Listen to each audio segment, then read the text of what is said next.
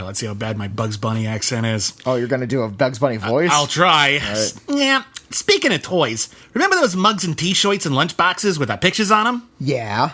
You ever see any money from all that stuff? Ha! Not a cent. Me neither. It's a crying shame. We got to get new agents. We're getting screwed. Screwed. I can't. I am no Mel Blanc. Well, that's Muttley. It's not even Warner Brothers. Mel Blanc didn't voice Muttley.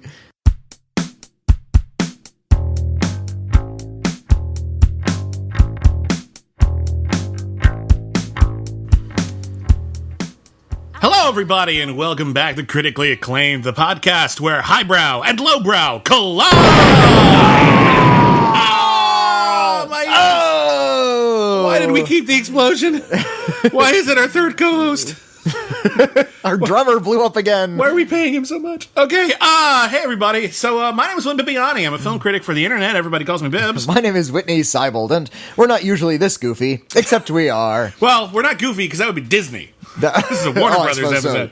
So. We are very Warner Brothers this episode. My name is Witney. I'm also a critic, and I have things to say, dear listeners, about what you made us do. Yeah, every week on Critically Acclaimed, we watch a notoriously bad film. Maybe we disagree that it's bad, but the reputation is, amongst many, that it is bad, that you choose on the Schmoville Facebook page. Mm-hmm. And it's our job to elevate said film with a potentially classy or classic B feature. Yeah, a juxtaposition, if you will, between the highbrow and the lowbrow. They collide.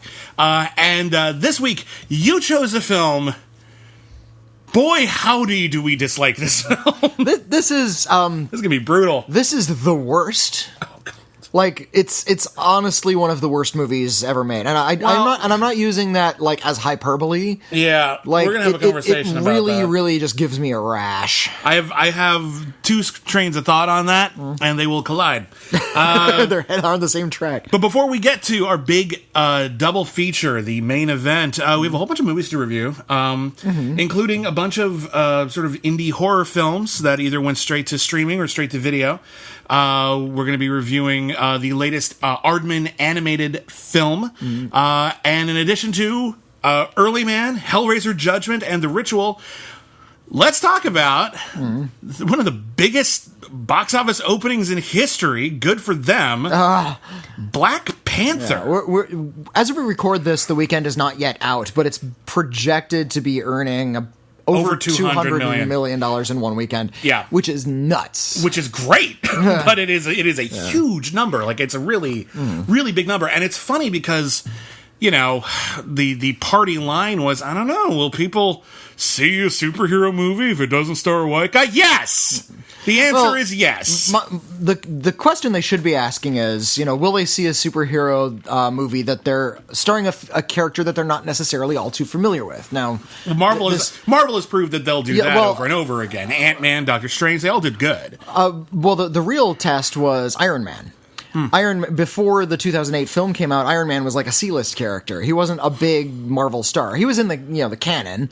He was up there, but he was behind a lot of the heroes that were already licensed and already had films made of them. Yeah, Iron Man was not considered an A-list Marvel character when Iron Man came out. He was considered this weird B character. It wasn't Spider-Man. He wasn't the X-Men. He wasn't the Fantastic Four. He was an Avenger, and the Avengers suck. Isn't it too bad that Marvel's... I remember the sentiment. Isn't it too bad Marvel Studios is getting started, they're making their own movies, and the only characters they've got are Captain America, Thor, Iron Man, and they don't have X-Men and they don't have Spider-Man. Poor them. Are they going to be able to make it? Yep. Well, they did so well with Iron Man. I'm in the minority in that I think they still haven't made Captain America at all interesting. I think he's just still a dull clod. I think the first two are great. I think the third one has a lot of good stuff in it. I think the third one, like the middle third of the third one is really good, and then there's like all this junk at the either end. I love Joe Johnston's sort of nostalgic, sort of rollicking Rocketeer World War II propaganda film mentality of Captain America: The First Avenger, and it could have been a hell of a lot trimmer. Like, there's a great 90-minute film somewhere in there. That's fair, but I don't think the fat on that movie ruins it. I think it just makes it tastier. And Captain America: Winter Soldier, I still maintain is really, really great as a sort of, this is the kind of political film we used to make in the 40s. What kind of political film do we make now? Well, they're kind of bitter and distrusting and very critical of the American government. And I thought they did a good job of sort of combining that in a superhero mentality. I think I had wished it were a lot bitterer. Fair enough. Like it was too rollicking, too much action. Just be bitter and brooding and say, have him start cussing and to throw it on his shield and say, F this, I'm moving to Australia. One thing a lot of our, I think some of our newer listeners have said in comments or online or in emails is, you and I don't disagree as often as like Siskel and Ebert used to. Not to compare ourselves to Siskel and Ebert, it's just that's a duo people are typically familiar with. And they want to hear us bicker, I think. Well, if you want to hear us bicker, hear us talk about superhero movies, because I typically like them a lot more than Witney does. We have different standards for that. I have a much higher degree of affection for the characters, and I think certain movies are really, really great, or at least really, really entertaining, and Witney has very low tolerance for all the malarkey. Mostly just like big action-packed blockbusters in general. There's just I watch most like big action spectaculars, and I wonder what I'm supposed to be feeling like throughout these things. I don't feel excitement. I think the way that the filmmakers want me to, and I don't understand how people can see so many of these films and still feel excitement each time when it's the same kind of crap. It's a genre. Yeah.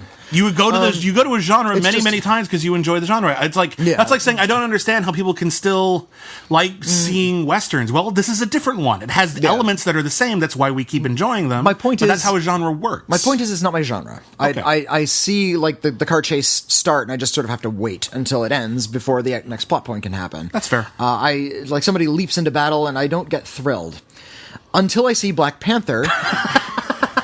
And I start grasping my armrests and breathing heavily and getting excited, thinking, is this what I've been missing this whole time? Black Panther yeah. I'll let you finish. Yeah. Are we finally getting to a point where we can like actually restart and make great films again and make films about superheroes that feel like Superman did in 1978 or the way Iron Man did in 2008, where it feels like we're actually getting something kind of new, and thrilling. I'm gonna say this right now. That's a really good comparison, particularly Superman the movie.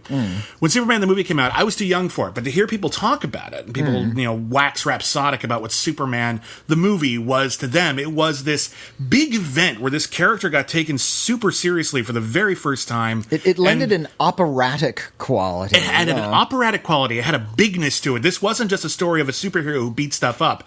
This was an epic. This was a film that took place all over the universe. And another thing it did was it incorporated elements of different genres to sort of help create the live action superhero genre as we know it today. It took pieces of the sort of John Ford-esque Americana, and it took pieces of the science fiction genre. It took pieces of James Bond. Lex Luthor is a James Bond movie villain in the original Superman flicks.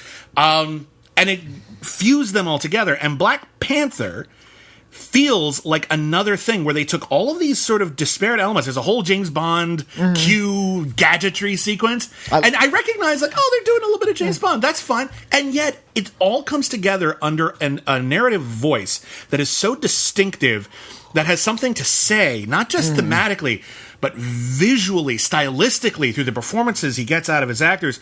Ryan Coogler has made a very special superhero movie. He's made 3 films, and they've all been pretty good. I mean, if Creed is the least of your filmography, you're on a good track. I wouldn't say Creed is the least of his filmography. I think Fruitvale Station it's a remarkable drama, but I think in some ways the way that it experiments with its narrative is kind of more effective the first time you see it than it is the second time, but like whatever, it's a bold creative decision, and I think it works. I'm not going to ruin Fruitvale Station for you if you haven't seen it, but I think Creed is phenomenal, and I think Black Panther is phenomenal. Something that the Marvel series, the Avengers series, has been sort of wrestling with, I feel, over the course of its, what is this, the 19th film now? Something like that. 18th or 19th. Yeah. They're not really sure how seriously they want us to take the crazy stuff. Yes. This is something they've really struggled with. And, with Doctor Strange, it's like they walked up the middle so solidly that it doesn't have a lot of character, that movie.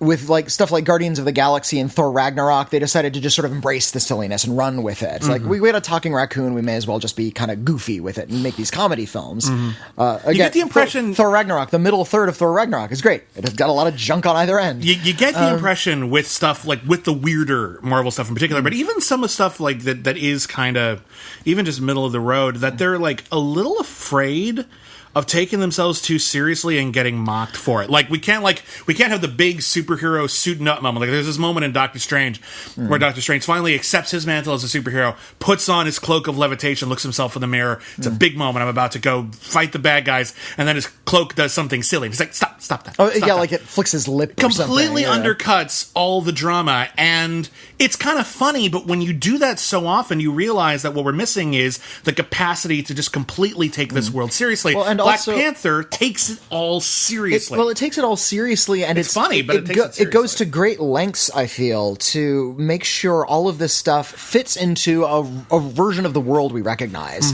And that's been really, really difficult, especially as this series ages, and more, like, this is one of my favorite lines from Captain America Civil War, was when Paul Bettany spoke up and said, ever since Iron Man suited up, there's been a lot more superheroes just sort of showing up all of a sudden. That's kind of weird, right? And it was this weird self-aware moment of that series. Like, we understand from a marketing perspective why they're just getting in the 2 scoops of raisins and just scooping new characters in. More people want to see these movies. But from within the superhero universe, and like if you were living in this universe, and over the course of a decade, just all of a sudden there were 1,000 superheroes, it'd be a little strange, wouldn't it? It's a huge shift in the whole way the world works. The way the world works. And this one is about a cloistered nation trying to face off with a world that we don't... Like, we see it in action, but it's one we can recognize. Yeah. It's not the superhero world. It's not the Avengers comics world that we're concerned about here. And I think that kind of divorce from a lot of what we've seen in the tone of these previous movies really aids this film and helps it go a long way in letting us take the characters seriously and understand that they can kind of interact with the real. It allows us to suspend our disbelief a lot more easily. It allows us to feel like they're actually interacting with something and saying something important as a result. Here's the thing. With the exception of, there's like obviously, Black Panther made his live-action debut in Captain America: Civil War, and the death of his father in that movie is an important plot point at the beginning of the movie.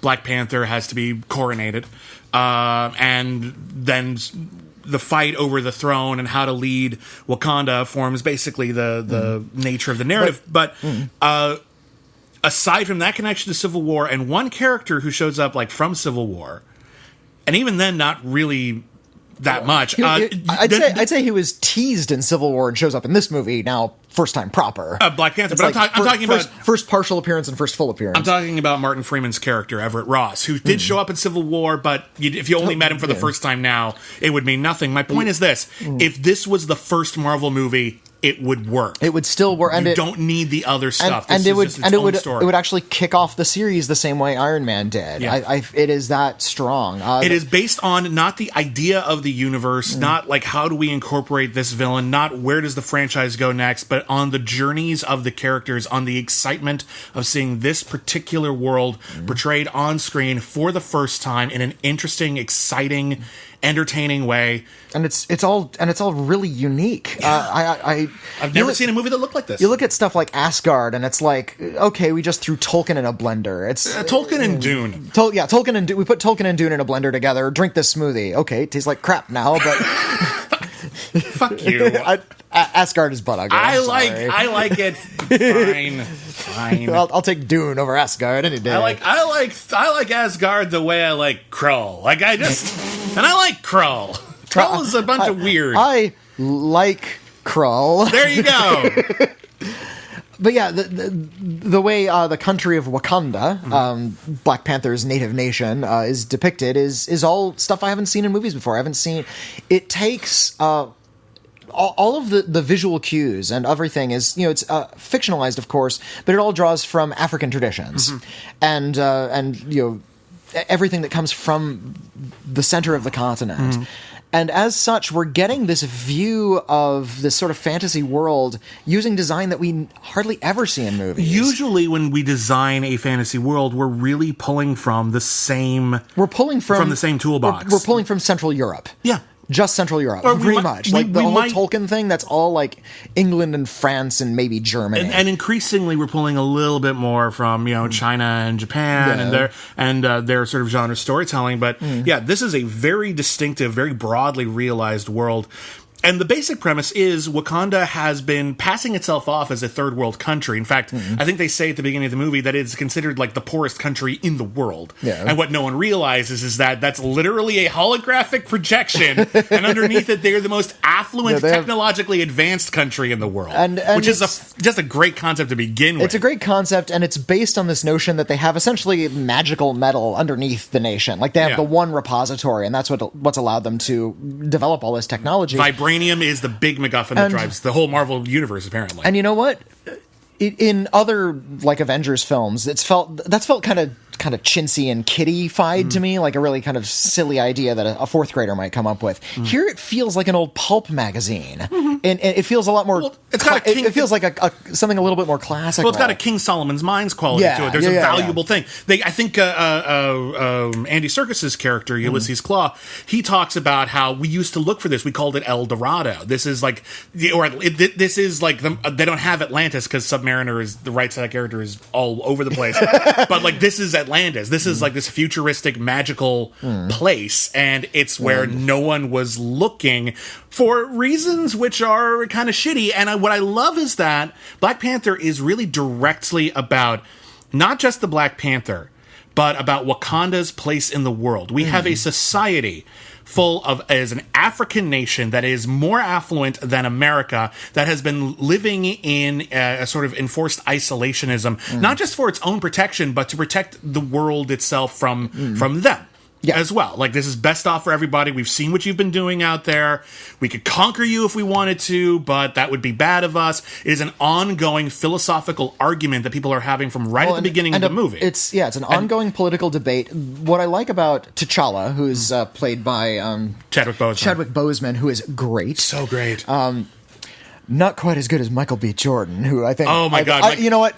Watching those two fight and watching those two actors on screen together is so thrilling. When we say not quite as good as Michael B. Jordan, it's because he's one of the rare Marvel Cinematic Universe villains who really pops out of the screen. He's just a really great character. The common complaint that the series has weak villains is completely valid. It's valid, but I think it comes from an honest place, because I think what Marvel decided to do early on was place the emphasis more on the heroes and their journeys than on the villains. That's what a lot of like the Batman movies did. Was the emphasis was Batman is a constant. The villains the villains get an origin story. The villains get to change. The villains get to evolve, and that way they get to be more exciting.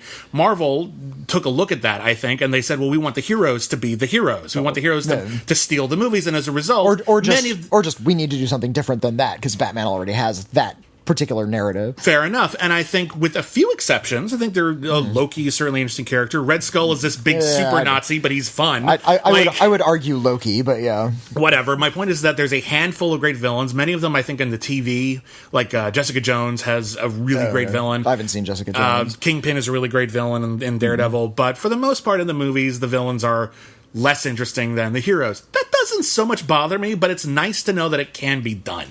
That you can have a good balance where the hero and the villain are at odds for good reasons, and they're both well-realized characters. What are the best movies in this series? I would say Iron Man. Sure. And I like Obadiah Stane because he's just sort of a rival businessman. He's not a supervillain. He just has better ideas for that tack. I would argue that in that movie, the villain of that movie is Tony Stark. And he's also fighting himself. He's fighting himself, and like Obadiah Stane is a reflection of himself. But Tony Stark realizes, I'm responsible for a lot of the evils in the entire world, and this is before we knew about aliens. So this is the entire known universe. I'm responsible for a lot of the evil. He's fighting himself. He's fighting his own guilt, and Obadiah Stane reflects that. So Obadiah Stane might not be a great action-packed villain, but he's a good villain. Who are some other great villains? I liked the Mandarin. Sort of this. A lot of people hate the Mandarin. I know, and that's why I love him because they tricked you. They tricked you. They did something really clever with the villain in that one. What I love about so the when they Mandarin actually focus on the villains and give them like a lot of character, and in the case of Black Panther, make them dead sexy. Yeah. Good God, Michael B. Jordan. Yeah.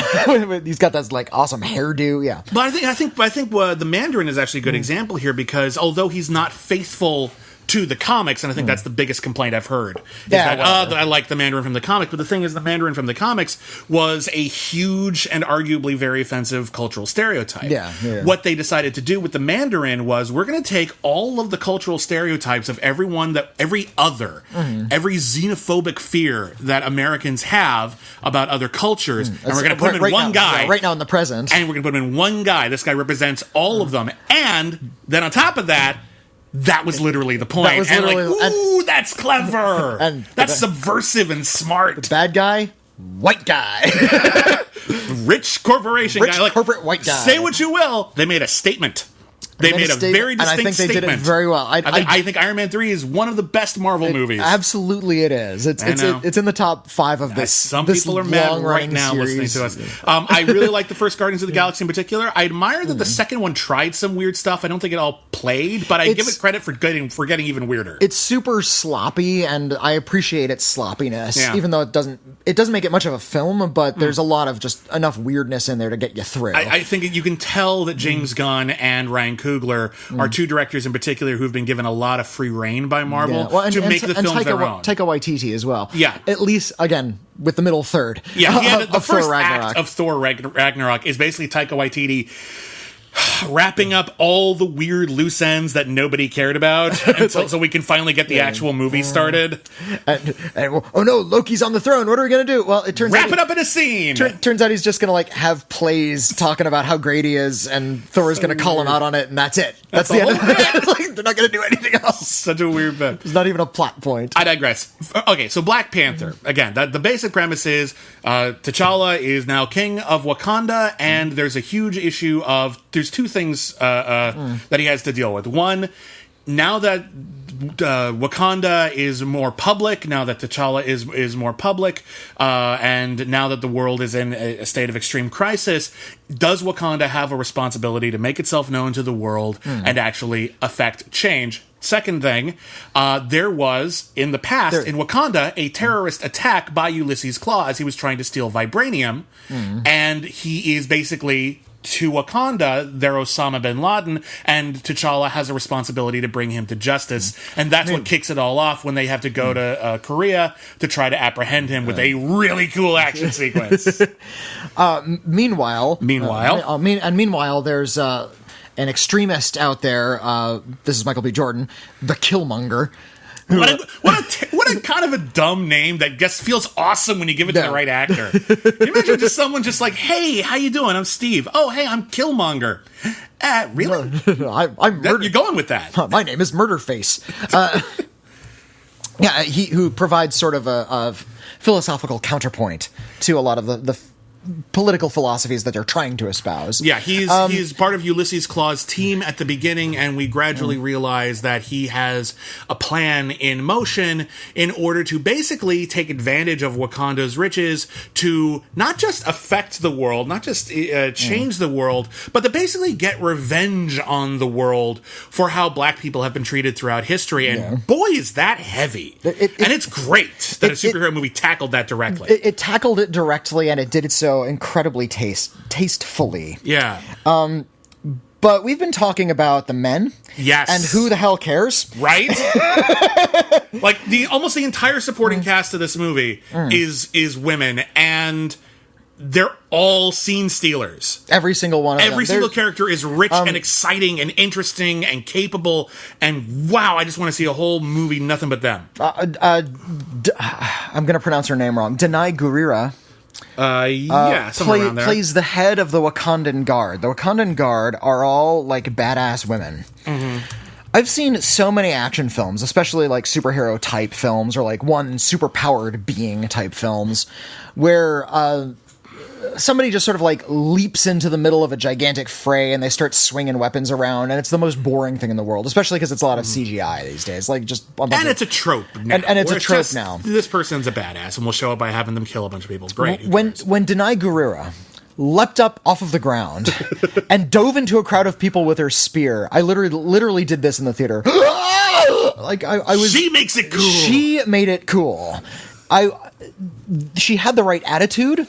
She was unbelievably capable without having that dumb adolescent cool draped all over her. She was just naturally cool. There's this one. She was confident without having to worry about how she looked. She just was that. There's a great line from the beginning when the Wakandan royal guard, who appears to be entirely women, is like they're at someone's door, and someone looks at them and says, "Hey, there's a whole bunch of Grace Joneses out here," and I'm like, "That's the aesthetic." That incredibly confident, powerful, charismatic, just strong, and I mean that just physically and purposefully and philosophically and everything. But without that sort of camp that Grace Jones so wonderfully wielded. Yeah, she embraced the camp. There's some silliness to Grace Jones. There's humor in this movie. I would say it's a funny movie. There's levity, yeah. But here's the thing. Whereas that Doctor Strange anecdote I brought up was an A+ example of sort of Marvel undercutting itself with humor. All the humor here is based on the characters are funny.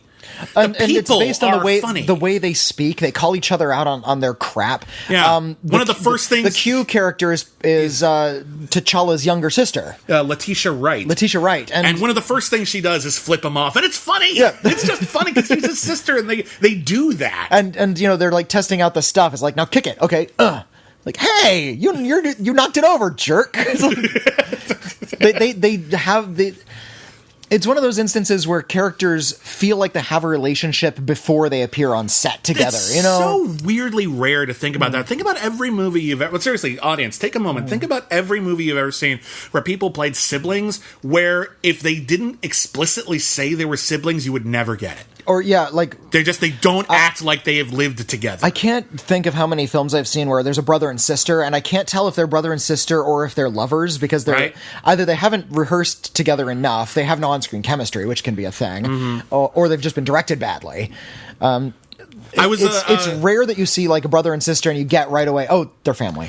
Sally Field talked about this when they were making Lincoln, because Daniel Day-Lewis had this whole thing where he liked to like isolate himself and just build the character, and Sally Field was like, that's great for you. I'm playing your wife. We need to have an established relationship in the film. We need to feel comfortable together. I need to spend time with you in order to feel comfortable with you and sell the idea that you're not just some isolated great man, but we are husband and wife and we are partners. And the compromise apparently... Oh, dear. They apparently spent a little time together and they just went on a walk, but like... The compromise was he would text her in character as Abraham Lincoln. And I really want to see those texts. I really want to see what Abraham Lincoln would text Mary Todd. Abraham Lincoln is texting. I always thought that was funny. I miss you, my wife. #theater. I'm sorry, that's terrible. But, back to Black Panther. A lot of superhero movies are entertaining, invigorating, fun to watch, and that's enough a lot of the time. I don't need every superhero movie to blow me away. They can just be another entertaining action movie, and I'm okay with that. It would be nice if they did. It would be nice if they did, but it's a lot to expect of every single one. So I don't have this lofty standard where everything has got to be equally big and inspiring and inspirational and huge. But Black Panther is. Like, when you look at Christopher Reeve as Superman, you get this impression that he is larger than life, but he's real. Yeah. He's a real character who is just that much of a paragon. It's and exactly what I was talking about. And this relationship with the real world. Yeah, Chadwick Boseman, I buy that, and I appreciate that over the course of the film, his politics are challenged. His ideas about what is the best way to live in the world and what is the best way to rule a nation, what's the best way to interact with other nations, is challenged, and he grows in a more mature, satisfying, inspirational way. He was already a great, exciting... I'm able to look up to him as a character, but it only grew as a result of him having to make incredibly difficult choices. And as a result, I was inspired not just by the visuals, by the awesome action, by the incredible soundtrack. My God, Kendrick Lamar. But not even just all the supporting characters, just all the characters who aren't evil. And the ones who are evil aren't even evil, they're just politically... what's the word I'm looking for? The political extremists. Irving Klaw is Irving Klaw. Irving Klaw was the guy who photographed Bitty Page. Ulysses Klaw. Ulysses Klaw. He's a cartoon supervillain. And that's fine. But he's got a robot arm with a gun in it. That's like a. There's a few like. I like that the supervillain is the red herring. Yeah, he's not the important one. I also like. The one thing, if there's one thing I can sort of really criticize, is that some of the action scenes kind of saunter back into that kind of lazy, just action filmmaking. Yeah. But you can tell that he's trying to stay away from that. There's that action scene you mentioned in Hong Kong. Mm-hmm. There's some really clever. There's some clever science fiction stuff. There's a great use of this interesting like sci-fi technology that's used in that scene that I thought was really, really interesting. Yeah. The Black Panther's superpowers come from his suit. Mm-hmm. His suit is made of vibranium. It's like it absorbs kinetic energy. Like you can punch it and it will punch back. Essentially, it can also like absorb. Since a sound wave is just energy, it can absorb sound. So when he walks around, you can barely hear it. It's all in from the comics, and it's all very cool. But it's just. What a thrill. What an exciting, wonderful thrill it is to watch this incredibly unique...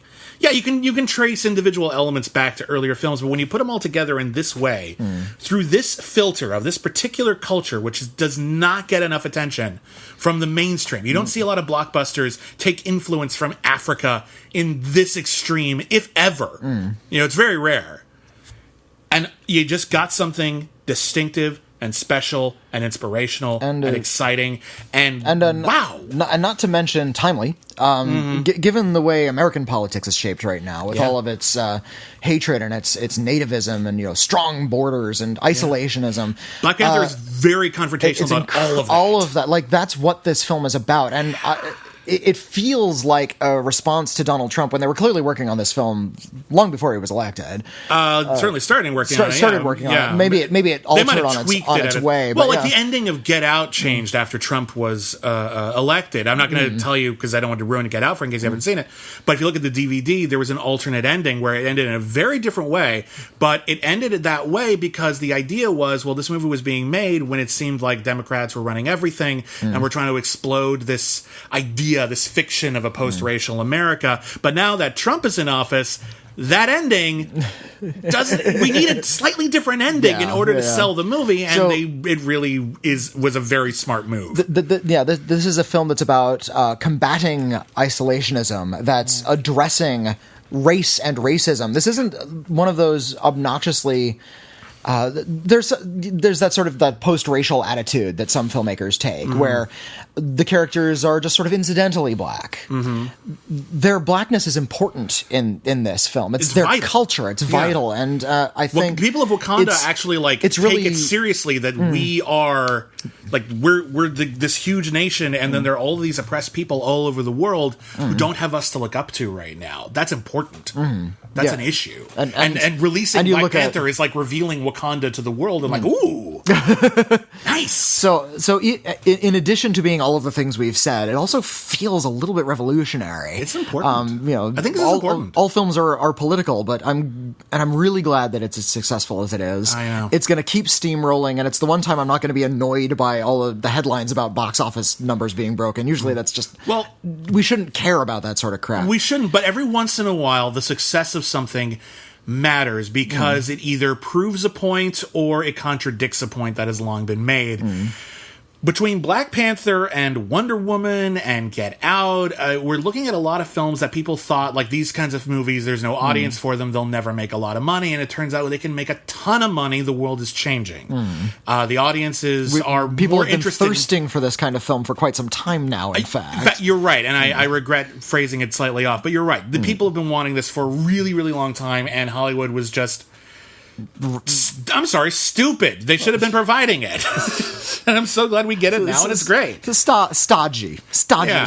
They're a giant slow-moving machine. And that's not to say that there haven't... I've heard some bullshit, articles about how this is the first black superhero movie. Not even close. Not even fucking close. Even Blade wasn't even the first one, for God's sake.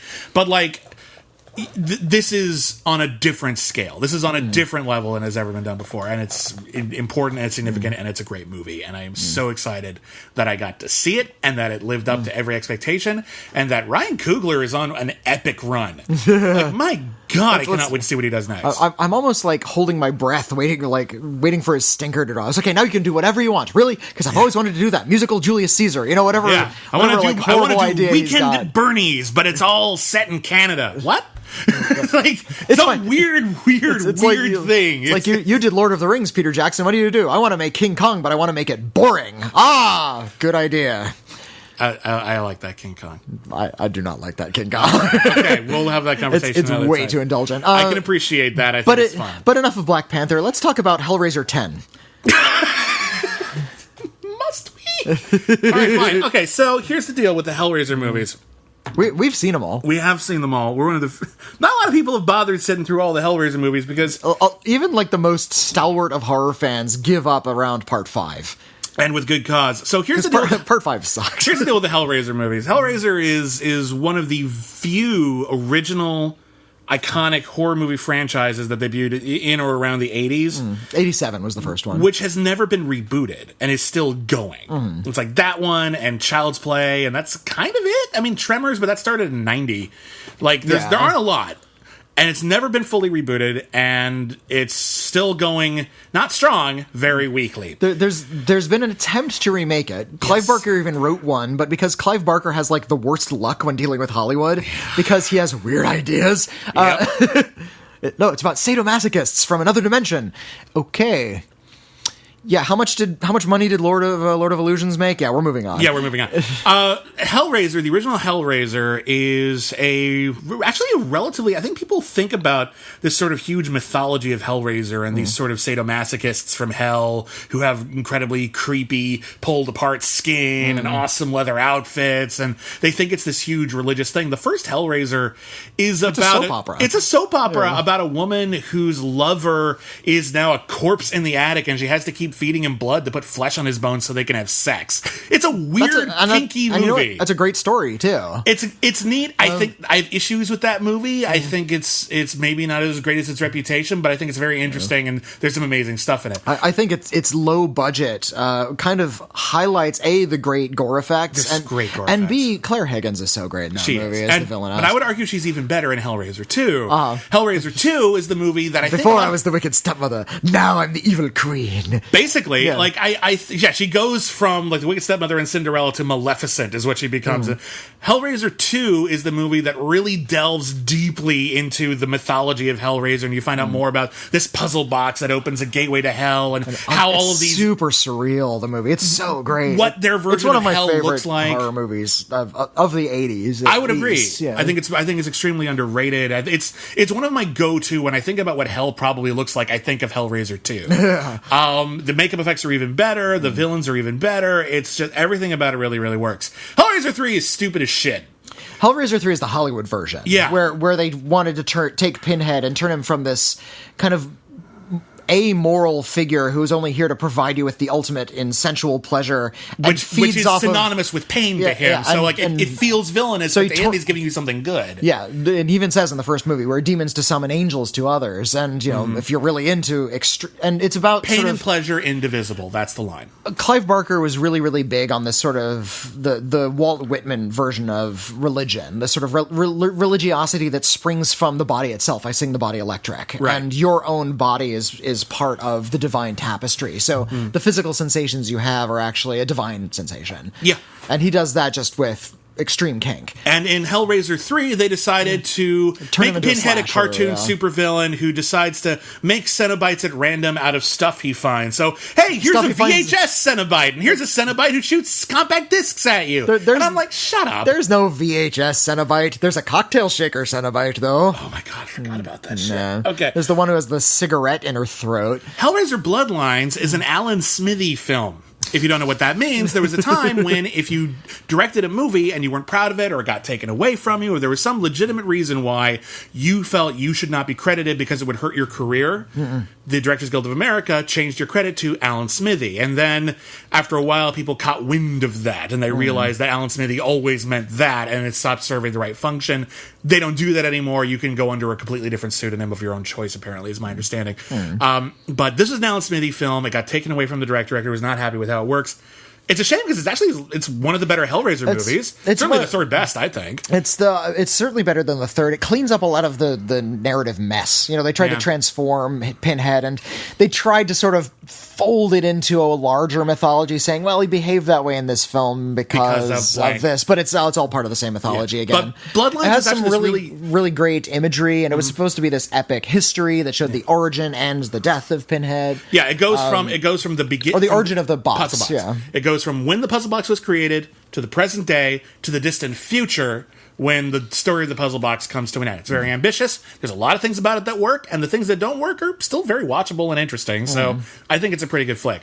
Then they started going to straight to video, and that's where the horror really happened. Because what happened with all of the straight to video stuff, with the exception, I would say, of not this one, but the last one, like the 9th one. Revelations. With the exception of Revelations, every single straight-to-video Hellraiser movie feels like, and most of them, as my understanding, are completely different straight-to-video horror scripts onto which they added some Pinhead stuff. I think the 6th one, Hellraiser Hellseeker, was intended as a Hellraiser movie because they got Ashley Lawrence from the original. I thought that was retroactive. They just, if we get Ashley Lawrence, it'll feel more like a thing. But then she's not even the main character of that movie. Exactly my point. Yeah, you can kind of just throw that in. In fact, the use of the word hell was taken a little too literally by the makers of the straight-to-video sequels, and it became not this sort of realm of extreme pleasure and pain, and sort of the punishment for your obsession, which is kind of what hell really was. If you become so obsessed with something, you vanish into this darkened realm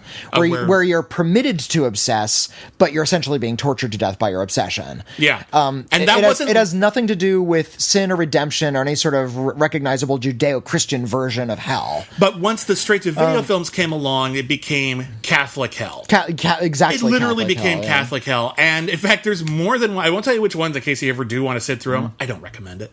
But there's more than one of the straight-to-video Hellraiser movies which have the exact same twist ending, which is, actually, you've been in hell all along. You've been in hell this whole time. That happens more than one time. Yeah. And I'm like, dude, how do you do that?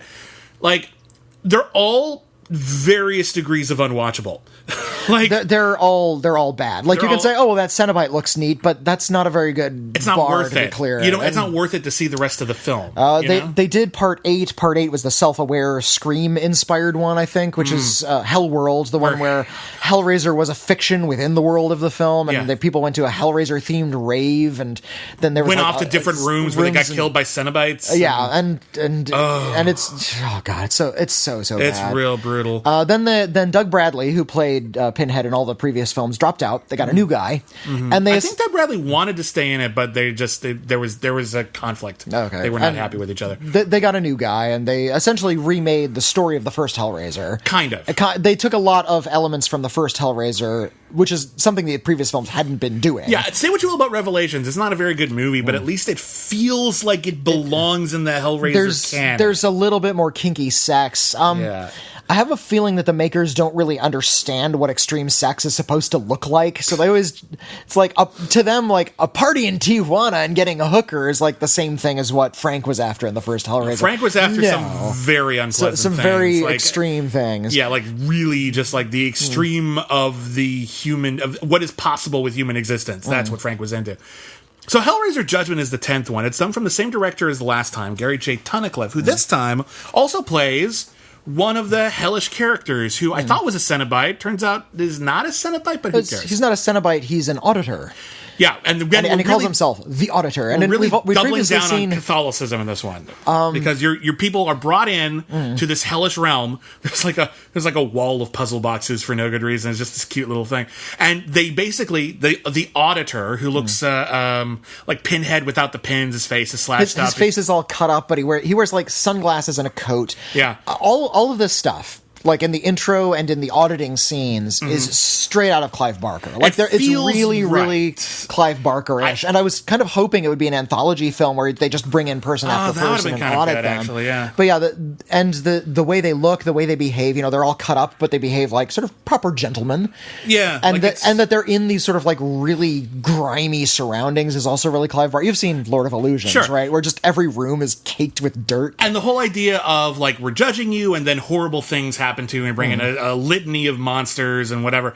It really doubles down on the whole Catholic angle, which I still feel is misinterpreting Hellraiser. But if we're going to commit to it, these sequences are pretty good, and they're stylistically along the lines of what Clive Barker would have at least inspired, if not, been proud of. Like, it feels about right. But unfortunately, the majority of the film is a 7 knockoff.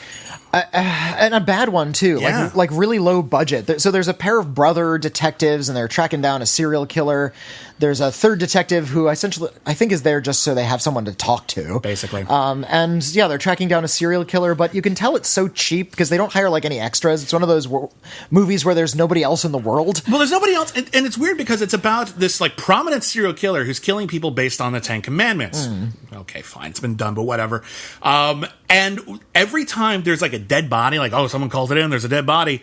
It's these 2 and then 3 detectives. There's never CSI. There's never anyone taking photographs. There's no police tape. They're just alone at the crime scene. They're alone at the crime scene. And they start poking at the bodies without gloves, and they move evidence around. And I'm just like, dude, like, no wonder you can't catch the guy. Like, what the hell? Yeah, you guys suck as cops. So the majority of the movie is this very flat, kind of boring. Like, the cast is okay, but they have nothing to work with. This is a mistake. Generic, bland serial killer thing. This, I think, with is the Hellraiser at the beginning, a bit in the middle, and at the end. This might be the 4th or 5th of the Hellraiser sequels that is about like a cop or a detective or an investigative journalist of some kind. I don't think it's the third. The third. I think it's the third.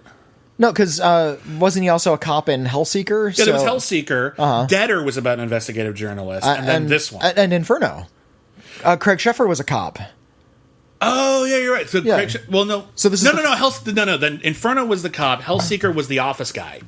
Oh, I thought he was also a cop. No, he wasn't a cop. Okay. He was being investigated by the cops. But if you want to get technical, Hellraiser 3 was also about an investigative journalist. My point is, I don't care about cops when I'm watching a movie about freaking Cenobites. Yeah. I want to see their world. I want to see people interact with them. I want to see their, difficult philosophical problems with being a moral person and wanting to indulge everything, which is kind of what Hellraiser has always been about.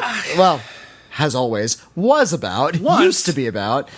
Who cares about a cop? This is the least interesting. Yeah. The least interesting thing about all of the Hellraiser straight-to-video sequels always gets the most screen time. This is not the entrance to the world of the Cenobites that I want. Now, once they go into the Cenobite stuff, like the room where like they're sucking out people's blood and putting on the typewriter ribbons so they can type out their sins, and then this weird goopy fat guy comes in and just eats your papers. Yeah. And then he pukes into a trough, and these topless women with no faces feel through your puke and say, yeah, he's good. Yeah, it's really weird. It's weird, great stuff, and I wanted more of that. It's gross, but it's interesting, and it's distinctive, and it feels like Hellraiser. But yeah, it's a very small fraction of it.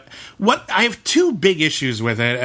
One is, as kind of neat as all that stuff is, I don't like the idea of hell as we saw it in Hellbound Hellraiser 2 being kind of like this boring, shitty bureaucracy with paperwork. I don't want to see Pinhead do paperwork. Oh, dear. I know he does paperwork weird, like he eats it, but still, it's paperwork. I'd love to see him first of all, it's hard for me to picture Pinhead just sitting down for one. Like he's such a rigid, imposing figure. I don't want to see him just sort of lounging about. Can you picture him like mounting an office chair and opening up a laptop and just going, at least flay someone, for God's sake. Do something. What the hell? He pulls the pins out of his cheek and then rests his cheek on his hand. It's just...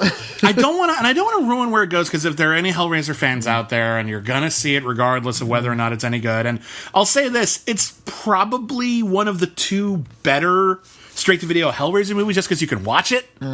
Which is a real low fucking bar. But, like, if you're going to see it, you're going to see it. I'm not going to ruin. There's a couple of big revelations they have about how the mythology of Hellraiser works. Which I don't particularly care for it. That's not something. The way that what they eventually reveal is not something Clive Barker would have thought up. But here's the thing. Whatever. It's not his anymore. It's fine. No. They're doing their own thing. His name isn't even on it anymore. They're doing their own thing. Whatever. I don't think it's very, very interesting. Basically, I just find it a rather boring, take something really bizarre and unique and make it super fucking conventional. Yeah. Like, what is the point? There is no other horror franchise that I want to see rebooted more than Hellraiser. It's gotten so far away from what made it good. There's not a sequel that can come along right now that can really kind of lift it up out of the doldrums. Start all over. Start all over. I will say this, though. The new Pinhead. We had a different Pinhead. Doug Bradley was in the first 8, and then 9, they brought in a new guy who just had no presence. The new Pinhead at least has presence. He has presence. He's actually, like, if you're going to change Pinheads, he's not bad. The director, Gary J. Tunnicliffe, played the Auditor. Yeah. So he kind of knew how these characters were supposed to behave. You can tell this is the part he's really invested in. It's so curious that he wasn't allowed to just run with it. I'm sure he could have, given his druthers, made something just kind of weird and out there. Which is kind of what Hellraiser has always been, which has been its strength. It's kind of out there. It is this interesting mythology. I apologize. Gary J. Tunnicliffe did not direct the last Hellraiser. He did. I think he wrote it. He wrote it. Yeah. Okay. He did not direct it, though. I was wrong about that, and I apologize. I just want to make sure no one... He's been involved with both, however. Yeah, the last one was directed by Victor Garcia. Okay. Different guy. But anyway, new Hellraiser. The notion of hell being a bureaucracy is actually something that does come from Clive Barker. Pinhead isn't the Lord of Hell; he's just a guy, right? But I don't like the idea of paperwork. Paperwork. There's literal paperwork. Paperwork takes it to Monty Python territory, and I don't think it's interesting. Typed in blood and then passed through the guts of a glutton. Especially if it's typed in blood. Let's move on to the other horror movie. This is a straight-to-Netflix film called The Ritual. This is directed by David Bruckner, who had previously directed The Signal. He did work on one of the VHS movies, and he recently did an installment in a horror anthology called Southbound, which was all about just scary things happening on lonely desert highways. If you ever see Southbound, his bit about someone who just hits someone with their car and calls 911 and the call does not go how you'd expect is fucking great. It's really great with the abandoned hospital. Yeah. That whole bit. That's really great. Amazing. That is a great bit. Southbound is a good film. So I was really excited to see what he's going to do next. There was a time when he was going to do like the Friday the 13th reboot, which is still in development hell. You're supposed to crank those out once a year. It should not take you that long to make a Friday. It should take you 2 months to write it. 1 month to shoot it. 2 months to write it? What kind of luxuries are you giving out? I'm talking about the pitch process. Give people a couple of weeks to come up with fun pitches. You got 3 fucking weeks to write it. When you're done with that, boom! Cast it in a week. You shoot it in a month. Shoot it in one. I'll give you a month. You shoot it in 1 month. You have 2 months of post-production, and it's out there. It should not take that. All of the Friday the 13th movies, with the exception of Freddy vs. Jason, which was admittedly really good. And Jason Goes to Hell was an A production. They really put a lot of time. They put some time in everything. What is that? All the ones that people are super fond of, they were super quick. Yeah. Just get them fucking done. I digress. David Bruckner has directed a new film. It went to Netflix. It's called The Ritual. And it's another film about people getting lost in the woods and something scary might be out there, which is basically just cheap horror movie trope number 102 nowadays.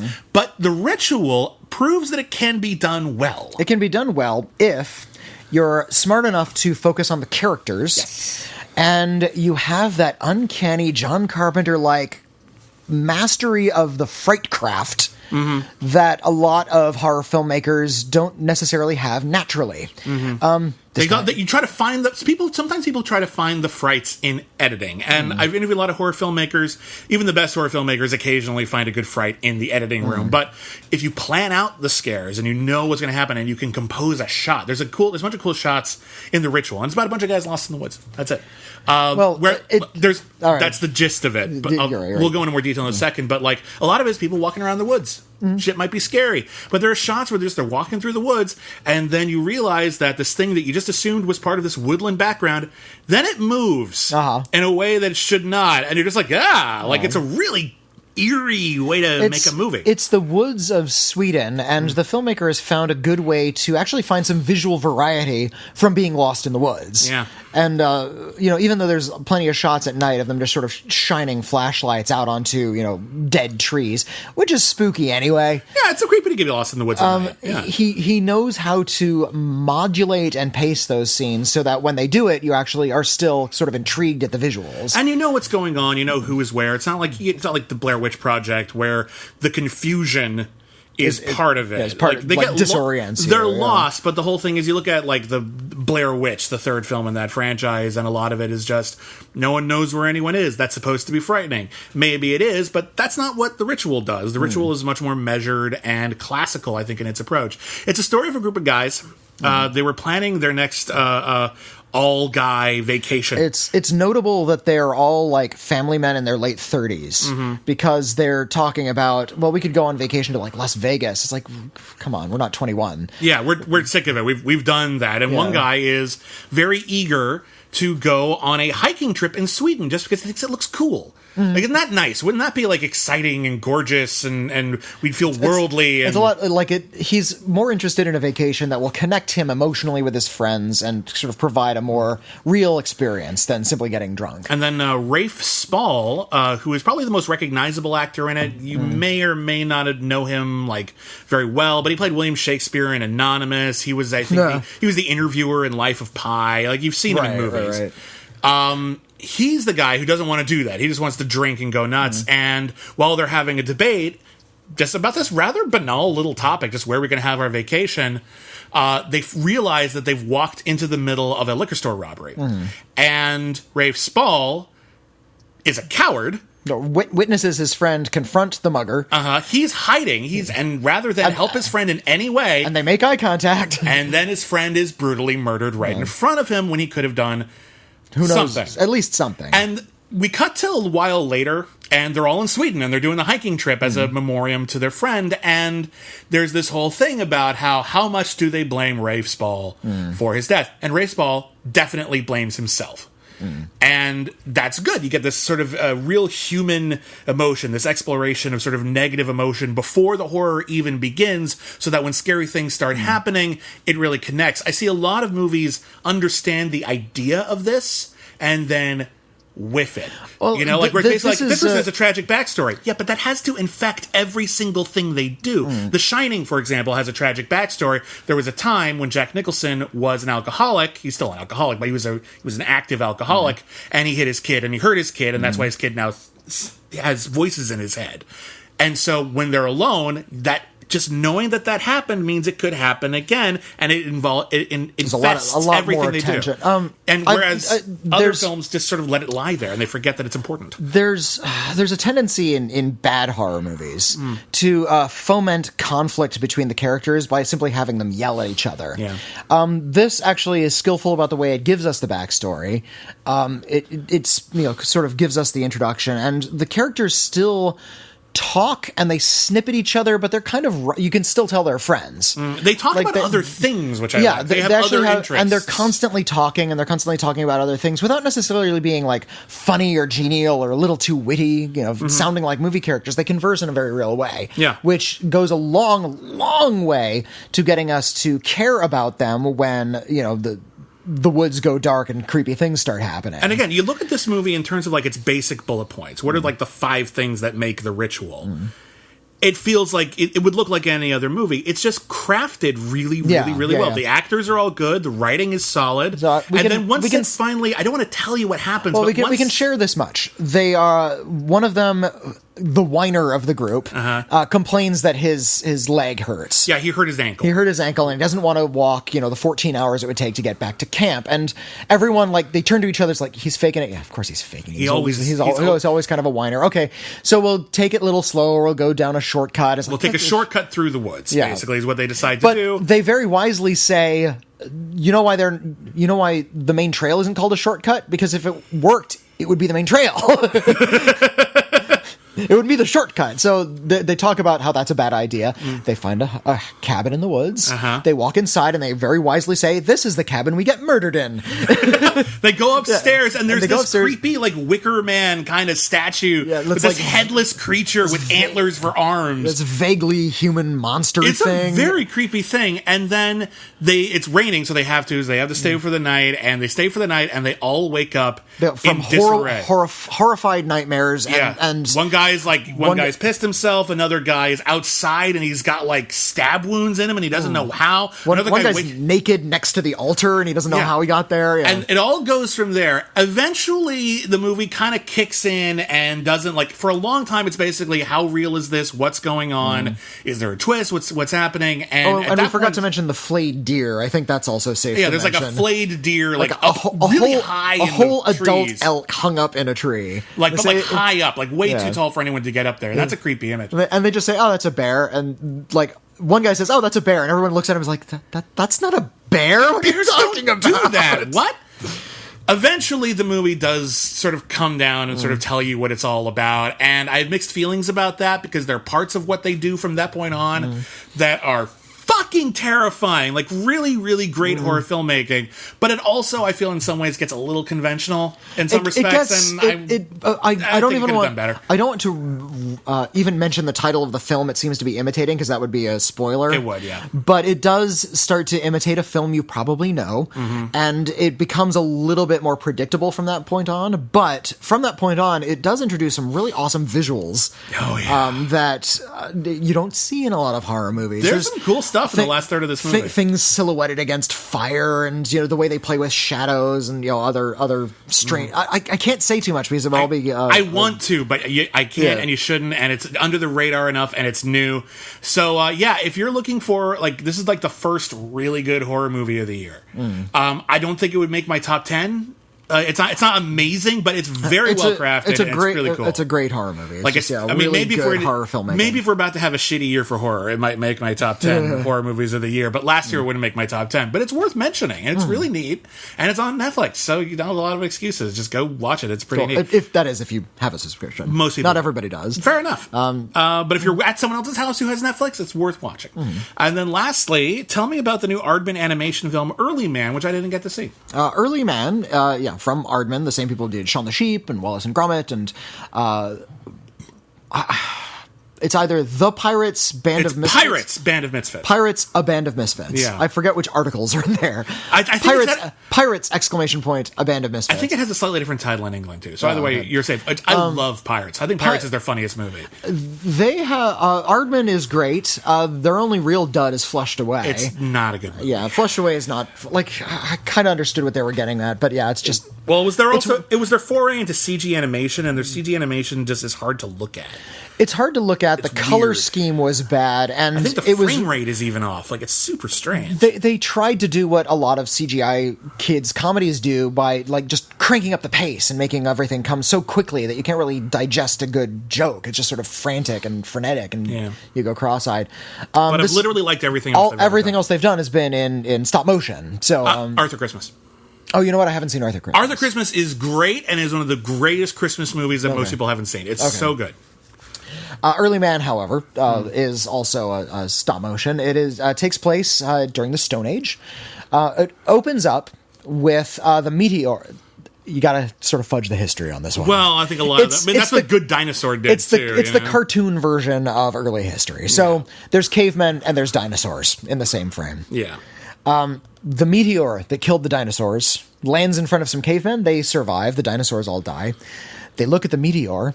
It has these weird geodesic patterns, and they try picking it up with their hands, but it's too hot. So they have to start pushing it around with their feet. And they realize if they push it across this field and between these two markers, wait a minute, they've invented football, haven't they? Cute. Early Man is a sports movie. Okay. Yeah, they can't touch it with their hands. They have to kick it. They've invented football. That's mildly amusing. Fast forward a couple generations, and the descendants of these are living in this valley where the meteorite landed. It's really lush. Right outside the valley, it's all volcanic wasteland. They're rabbit hunters. Eddie Redmayne plays Doug, D-U-G, Doug, who wants to break out and hunt larger animals like mammoths. And we look around at the cavemen, and they're idiots because they're cavemen, and they don't know how to do anything. One guy's best friend is a rock that he's painted a smile on top of, and the rock ends up apprehending more rabbits than he does. One of the cavemen looks a lot like the pig on the cover of Primus's Pork Soda album, which is a really awesome design. Into their placid ideal interrupts the Bronze Age. Okay. Lord Nuth, played by Tom Hiddleston doing a French accent, decides to take over their valley and mine the ore out of the bottom of the valley, and they're banished to the Badlands. And through an oblique set of circumstances, they're managed to break into a local Bronze Age village, which, is far more advanced. They actually have, like, buildings and castles and stuff. Discover that they too worship football, and decide to play the Bronze Age folks at a game of football for their valley, even though they haven't played in generations. Okay. That's cute. It's cute. It's a cute story. We've seen it 100 times before.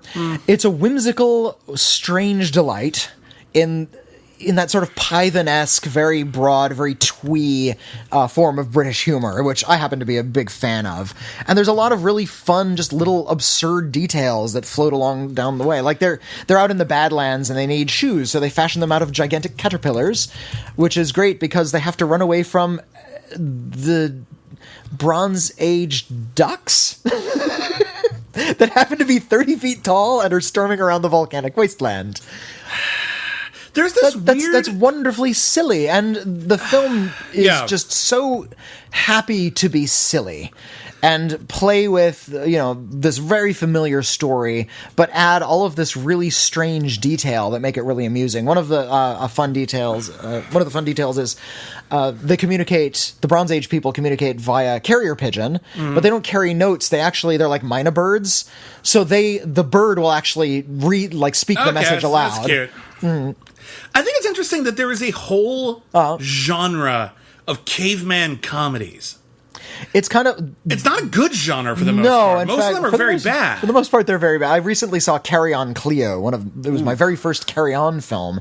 Okay. And there's a lot of sort of strange Stone Age humor at the beginning. Yeah, a caveman with Ringo Starr. That's not a good movie. I do like the segment in Mel Brooks' History of the World Part 1. Okay. But that's not the whole movie. That was just like a 15-minute portion of the movie. I have some affection for Encino Man, but I haven't seen it in 20 years, so maybe it sucks. I don't know why filmmakers and storytellers for the last several decades have thought cavemen have been so funny. I think the Flintstones did it. Maybe so. I think when the Flintstones was another one in there. I mean, Year One was terrible. I didn't see Year One. Year One's confusing too, because I think they go from literally cavemen and then they leave their caveman society and it's ancient Rome. And I'm like, you skipped a bit. How did they, what?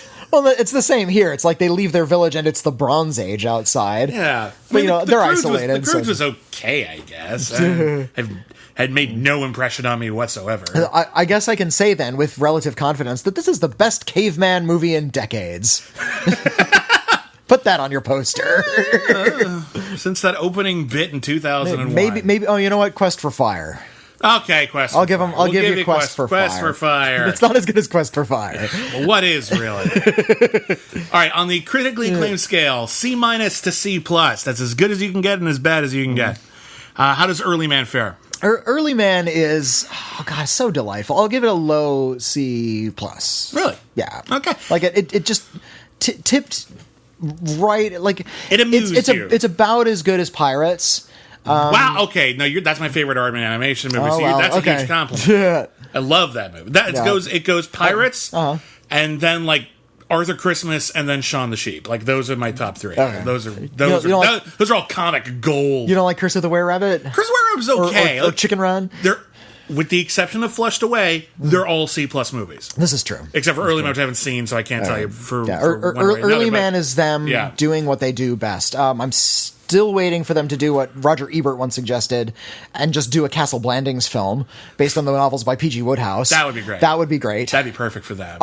Or go over to France and say, hey, can we have Asterix for a movie? Ooh, that would be cool. Because I would love to see an Aardman animated Asterix film. All right, on the critically acclaimed scale, The Ritual. What are we going to give The Ritual?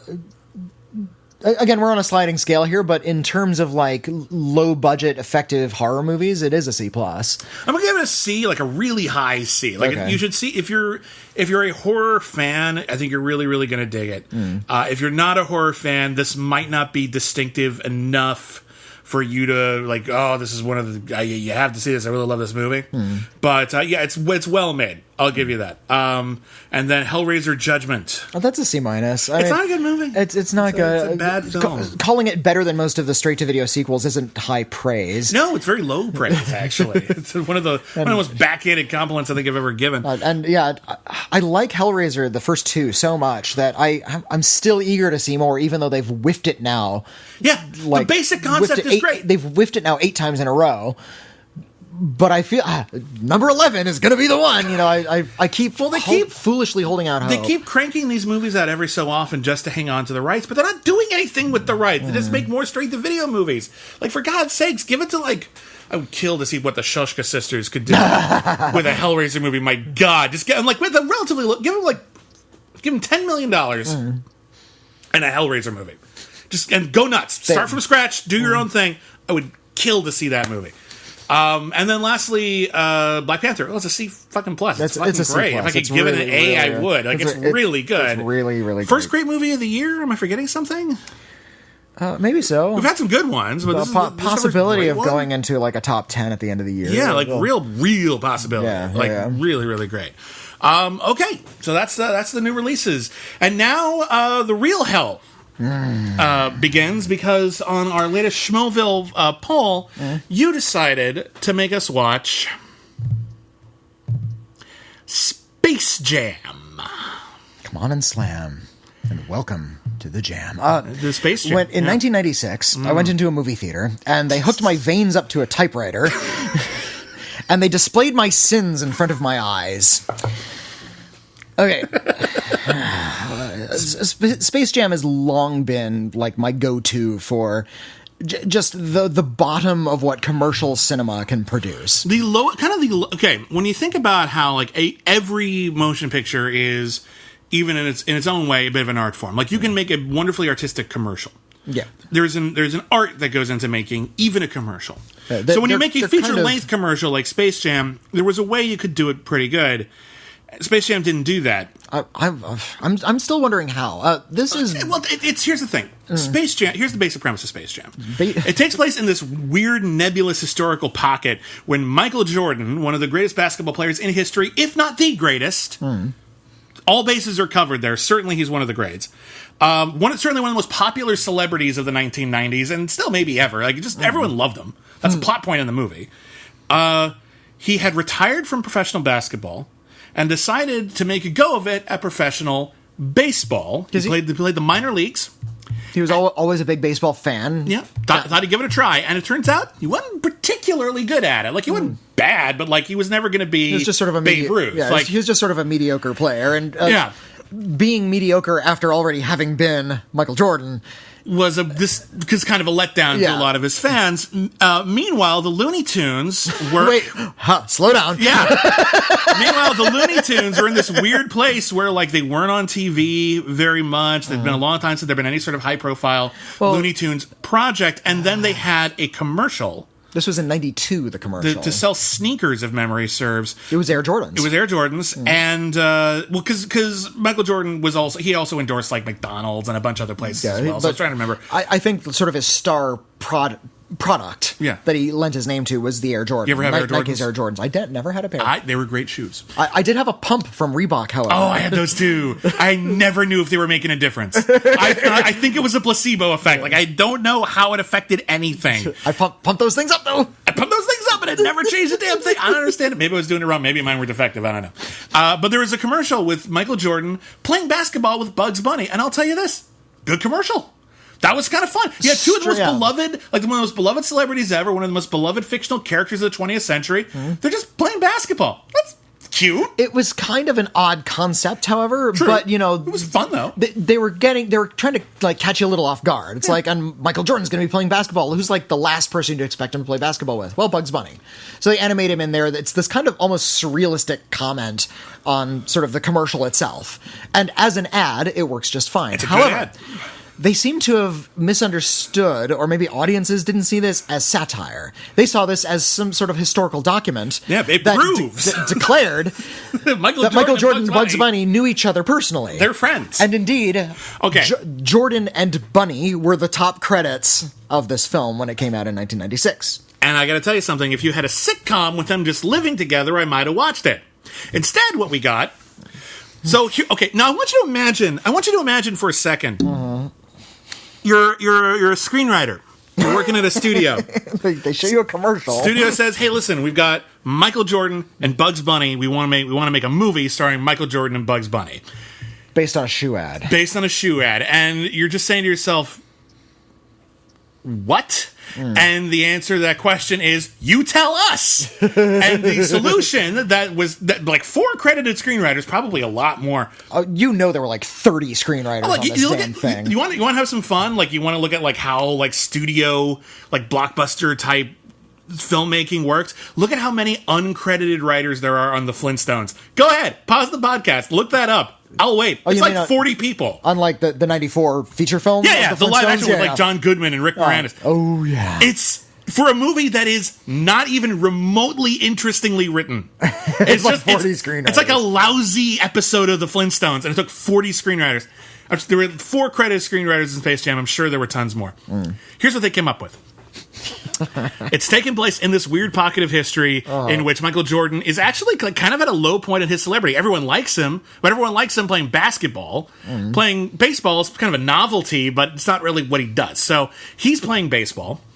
Meanwhile, space aliens who have a theme park called Moron Mountain come to not Earth, they burrow through the center of the Earth to this weird hell dimension where the Looney Tunes live under the Earth's crust. They have to break through like this... The Warner Brothers logo. This membrane it separates the dimensions, and it's the Warner Brothers logo. And it is in the center of the Earth. And they go to the Looney Tunes and they say, we have come to kidnap you, we need you to be attractions at our theme park. And the Looney Tunes say, no. And the alien's just like, well, you're gonna. And the Looney Tunes say, well, you have to give us a fighting chance because that's how it works. And they like fake things, and then the aliens say, all right, fine. So they challenge them to a game of basketball because the aliens are very short. Then the aliens steal basketball powers from Charles Barkley and a bunch of other famous basketball players. Real life basketball players playing themselves. Yep, and so now they're walking around like talentless zombies, and the aliens are now huge, and the Looney Tunes are actually outmatched, and they enlist Michael Jordan to help them play basketball against the cartoon aliens. Because he's not playing basketball, his talent was not stolen. He was safe because he was playing baseball. Yep, thank God Michael Jordan played baseball. And it all ends, and then there's a big baseball game, and then that's literally it. That's literally the whole movie. You mean basketball game? Yes. Well, actually, there is a big baseball game, I digress. Because the movie okay, where does the title of the movie end? I watched this again last night for the first time, like, in its entirety in many years. And one of the many things that I was completely surprised by was, like, at the end of the movie, after the big basketball game, they have to get Michael Jordan to his big baseball game. And an alien spacecraft lands on like the diamond, and everyone in the audience gets up and cheers because, oh good, Michael Jordan is here to play minor league baseball.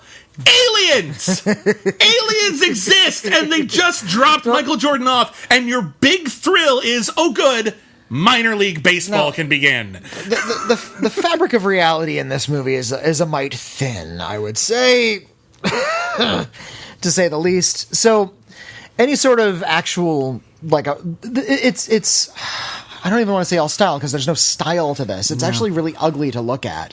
This is a way to cash in on everything that the filmmakers thought was really hip without bothering to make sure they fit together, without bothering to make sure there's any sort of character or story or anything that resembles actual art. They're just trying to essentially force feed you big spoonfuls of cool from various buckets.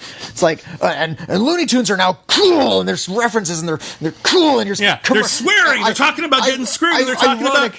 And basketball is just fucking cool. Just fucking eat it. And there's a new character named Lola. Finally, we have a cool bunny for ladies. Bunny. And I'm like, fuck you. We already had Babs. Where are the Tiny Toons? I even asked that at the time. Where are the Tiny Toons? Come on. Babs Bunny debuted in 1996 years. That is 2 years before that commercial. Even. That is one of the greatest cartoon characters of all time. Babs Bunny. I am fucking saying it. I am fucking saying that right now. Babs Bunny deserves a renaissance. If some aliens had invaded Acme Acres, the Tiny Toons would have kicked their asses. Okay, they would not have dealt with it. They would have had to deal with it. Chuck Jones was still alive when this movie came out. Oh, the poor man. The immortal Chuck Jones directed many of the best cartoons ever. Among them, Drip Along Daffy, Duck Amuck. Bully for Bugs is one of my favorites. There's a ton. There's a ton of look at pretty much any. And One Frog Evening, of course, the sort of pinnacle. Arguably the greatest short cartoon of all time. Like, it's fucking brilliant. He defined for many people what the Looney Tunes were. Well, him and, I don't want to give short shrift to Friz Freleng, Bob McKenzie. No, I'm just saying, like, if you want to... Okay, Bob Clampett, all those guys. Yes, fair enough. My point is that Chuck Jones knew what he was talking about. Yeah. Chuck Jones apparently really didn't like this movie, and the reason I wonder why. And the reason it has been reported that he stated, take all the commercialism away. Take all of that away. Take all of that away. That's nothing. Take all that away. Here's Chuck Jones's problem, apparently. Aliens come to Earth and challenge Bugs Bunny to a basketball game, or Bugs Bunny challenges them to a basketball game. There is no reason why Bugs Bunny alone couldn't have solved that problem in 7 minutes. That is a 7-minute short. We've even seen that where he goes up against wrestlers and stuff, and he gets tied into a pretzel, but then he starts putting their faces on hibachi grills and stuff, and he wins. This is not a problem that is sufficiently big enough to warrant a motion picture. This is a very... I don't care, they stole Charles Barkley's thing. Bugs Bunny can rewrite reality. He is not going to be intimidated by an alien who happens to be a great basketball player. I mean, one of the things that weirds me out is, why do they even have new aliens at all? We have Marvin the Martian. Let's have Marvin the Martian do it. He's got all those weird dodo aliens. Let that be the thing. Yeah, it's so weird how little thought went into the basic premise. Little tiny slugs, and then they turn into giant monsters and call themselves the Stars. In a really stupid reveal that poor Sylvester the cat gets to announce. He gets to come to that brilliant branding in mid-sentence. They're not monsters, they're stars! Or something to that effect. It's not a good line of dialogue. Here's the problem. And this goes back to We're going to be saying here's the problem a lot, aren't we? Oh god, this is just such dirt movie. John Kay talked about this, and I love to quote this because I do John see Kay is short for John Critically Acclaimed, who created Ren and Stimpy. He had when he was working on animation in the 1980s, he ran into this problem, and this summates an entire generation's worth of entertainment. He talked about how when he was trying to do his sort of weird slapsticky humor, like he liked from the old Bob Clampett cartoons and the old Chuck Jones shorts, he was trying to do that. Yeah, he wanted to make these. Make ugly animated characters that had weird, strange faces and did funny slapstick things and got hurt. That was his MO. Yeah. But he's working in the 1980s. You remember that Alvin and the Chipmunks cartoon where they had those big peach heads and they were not funny and it was just one of the most horrible things ever? Were Alvin and the Chipmunks ever funny? You know what? Sometime in the 60s. When they were in record form, I'll give all of that. Fine. But yes, I remember the Alvin and the Chipmunks TV series and movie. The Chipmunk Adventure. When they look really weird. Yeah, and they look even weirder now. There's they look like CGI humans with replaced noses now. I don't know. It's just really strange. I actually, it took me a long time when I was a kid to realize that they were literally supposed to be chipmunks. Yeah. They just look like some kind of weird, kind of quasi-cute monster strange kind of thing. Animal critter. Yeah, I did not associate that with chipmunk at all. At all. Get the Rescue Rangers on the case. The Rescue Rangers look like fucking chipmunks. His complaint was he had to work on stuff like Alvin and the Chipmunks, and the idea was he wasn't able to sell a show or even funny ideas because filmmakers, especially makers of cartoons and kids entertainment, were too hung up on two things. They were hung up on what they called marquee value at the time, which meant a pre-sold character. That's all we do now, so people can't really complain about it. It's like films have to come pre-sold, otherwise they can't make a lot of money. But the other thing was cool. You have to be hip. You have to be really hip. You have to sort of make these sort of universally unflappable characters, and there's only really one type of cool character, and they were trying to make that character every character. And he didn't like cool. Cool is the antithesis of funny. You look back at the 1940s, and you see those old Looney Tunes cartoons. You look back to some of the great comedy greats from the 30s and 40s. You look at, or even the 20s. You look at like Laurel and Hardy. You look at the Stooges. You look at the Marx Brothers. Look at Charlie Chaplin. Look at Buster Keaton. They're not playing cool. They're not playing cool. In fact, they're playing just the opposite of that. Now, Bugs Bunny, in comparison, was cool.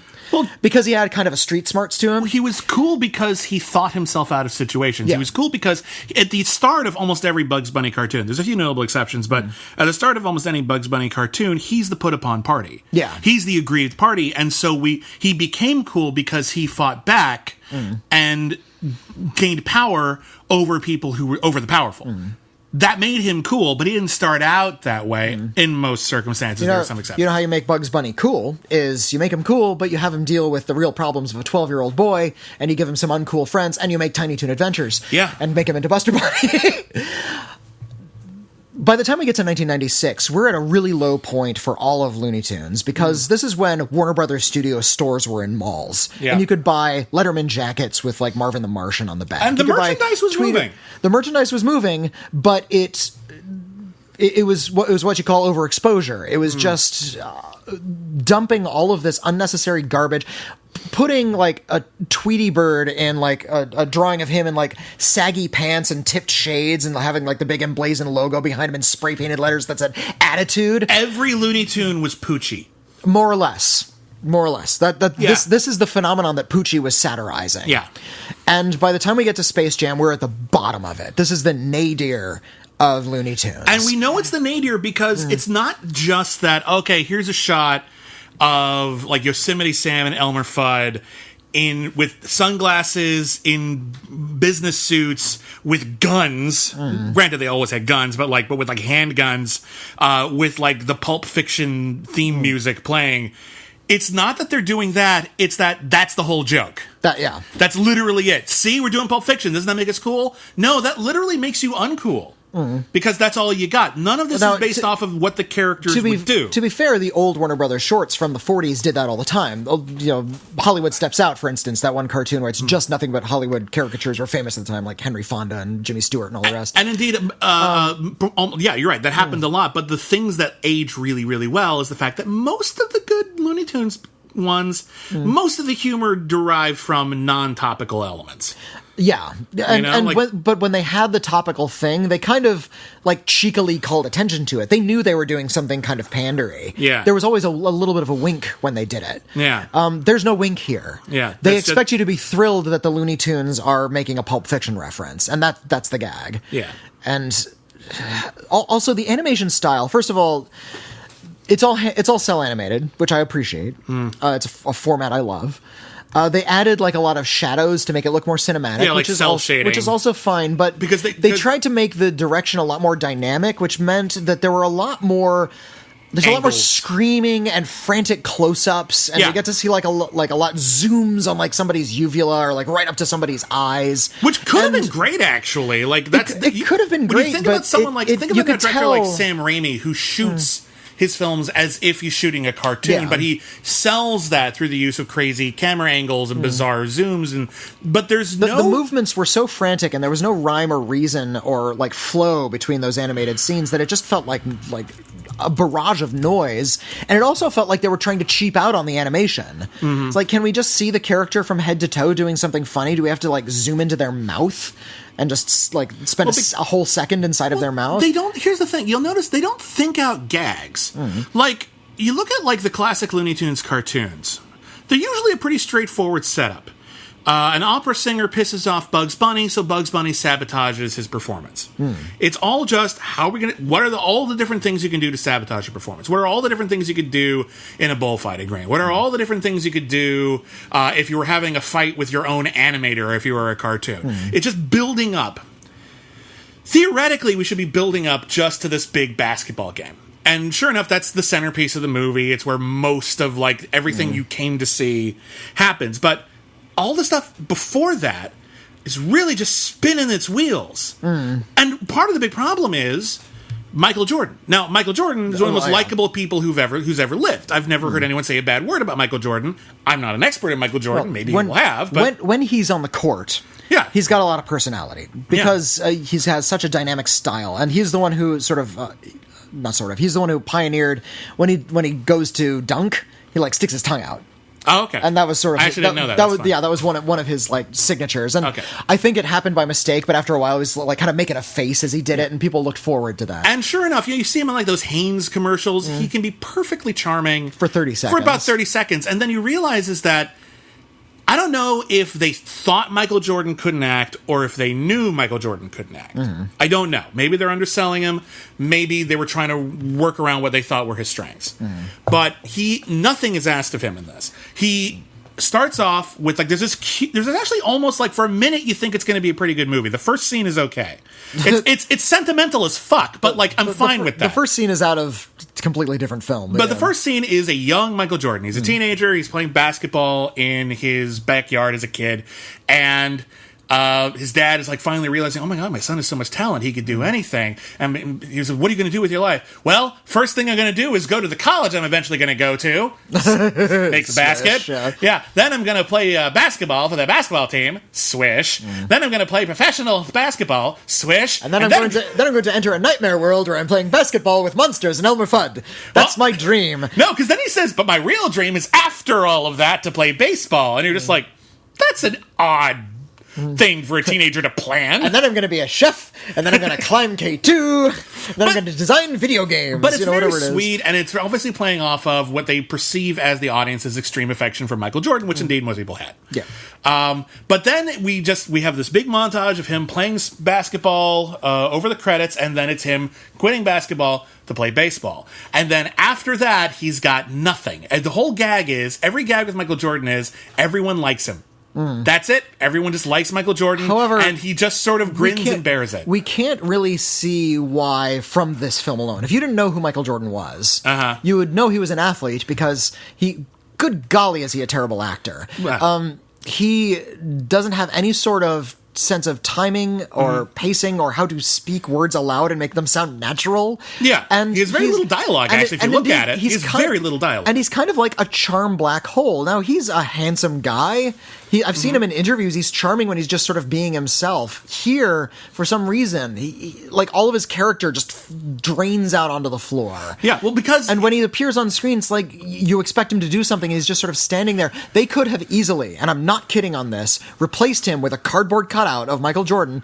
The Looney Tunes could have pretended that was the real Michael Jordan, and the film would have been funnier. Because it would have been at least weird. Yeah. Here's the thing. The idea, I think, is that Michael Jordan is the straight man.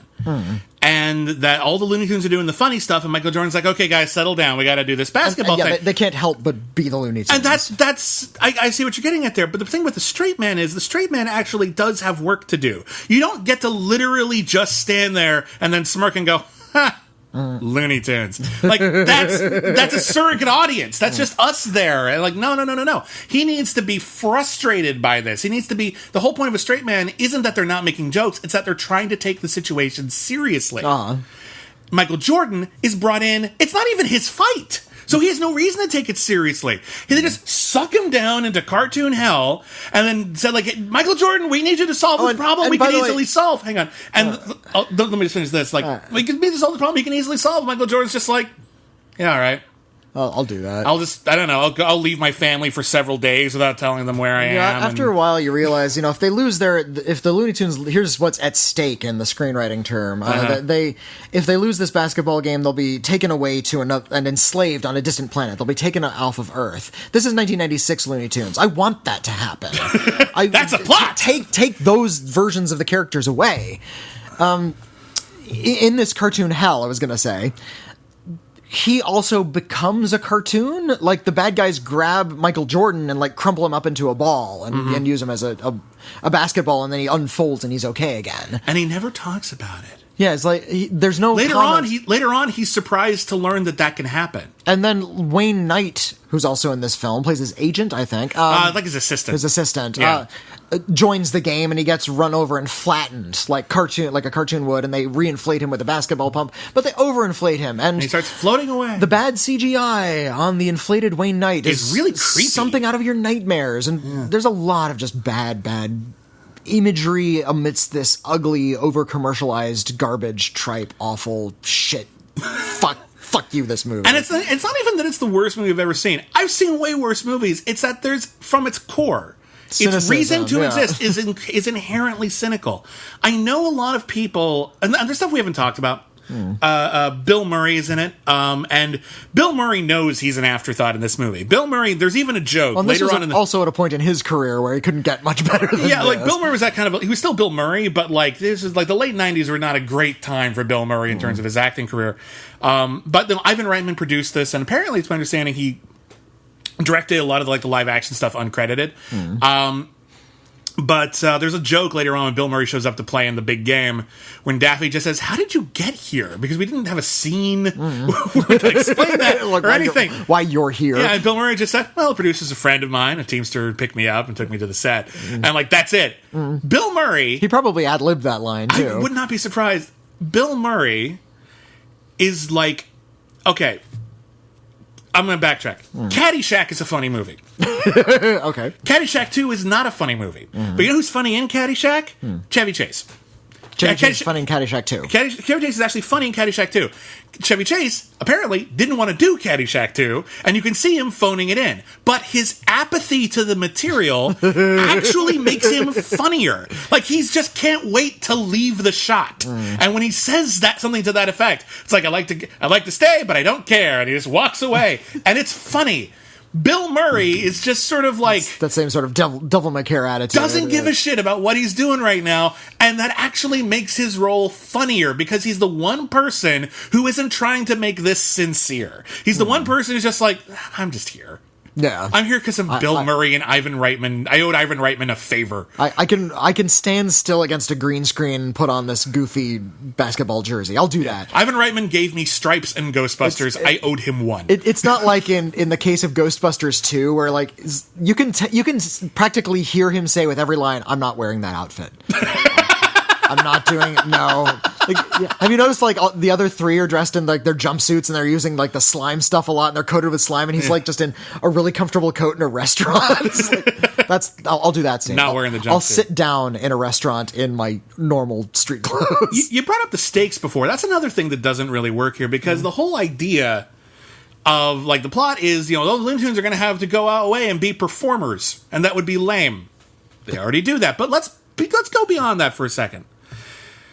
Michael Jordan, towards the end, puts himself on the line and says, "You have to give those basketball guys their powers, and if we win, you got to give the basketball guys back their powers. If I win, if I win, they get the powers back. If I lose, I go to Moron Mountain and become part of your attraction." And the way Danny DeVito's bad guy describes what Michael Jordan's going to do sounds a lot like what Michael Jordan was already doing. "You will perform basketball games for money. That will be your job. You will do a lot of publicity. How horrible would that be? Oh, and you're going to talk to the press a lot. And you're going to lose a lot at the sport." And I'm just like, we've established at the beginning of the movie that his whole life is publicity and losing at a sport right now, specifically baseball. But my point is that it's a lateral move for Michael Jordan. And also the movie is about the whole reason the movie exists is to exploit these characters for a corporation's financial gain. The plot of the movie is we will do literally anything not to be exploited for a corporation's financial gain. Irony.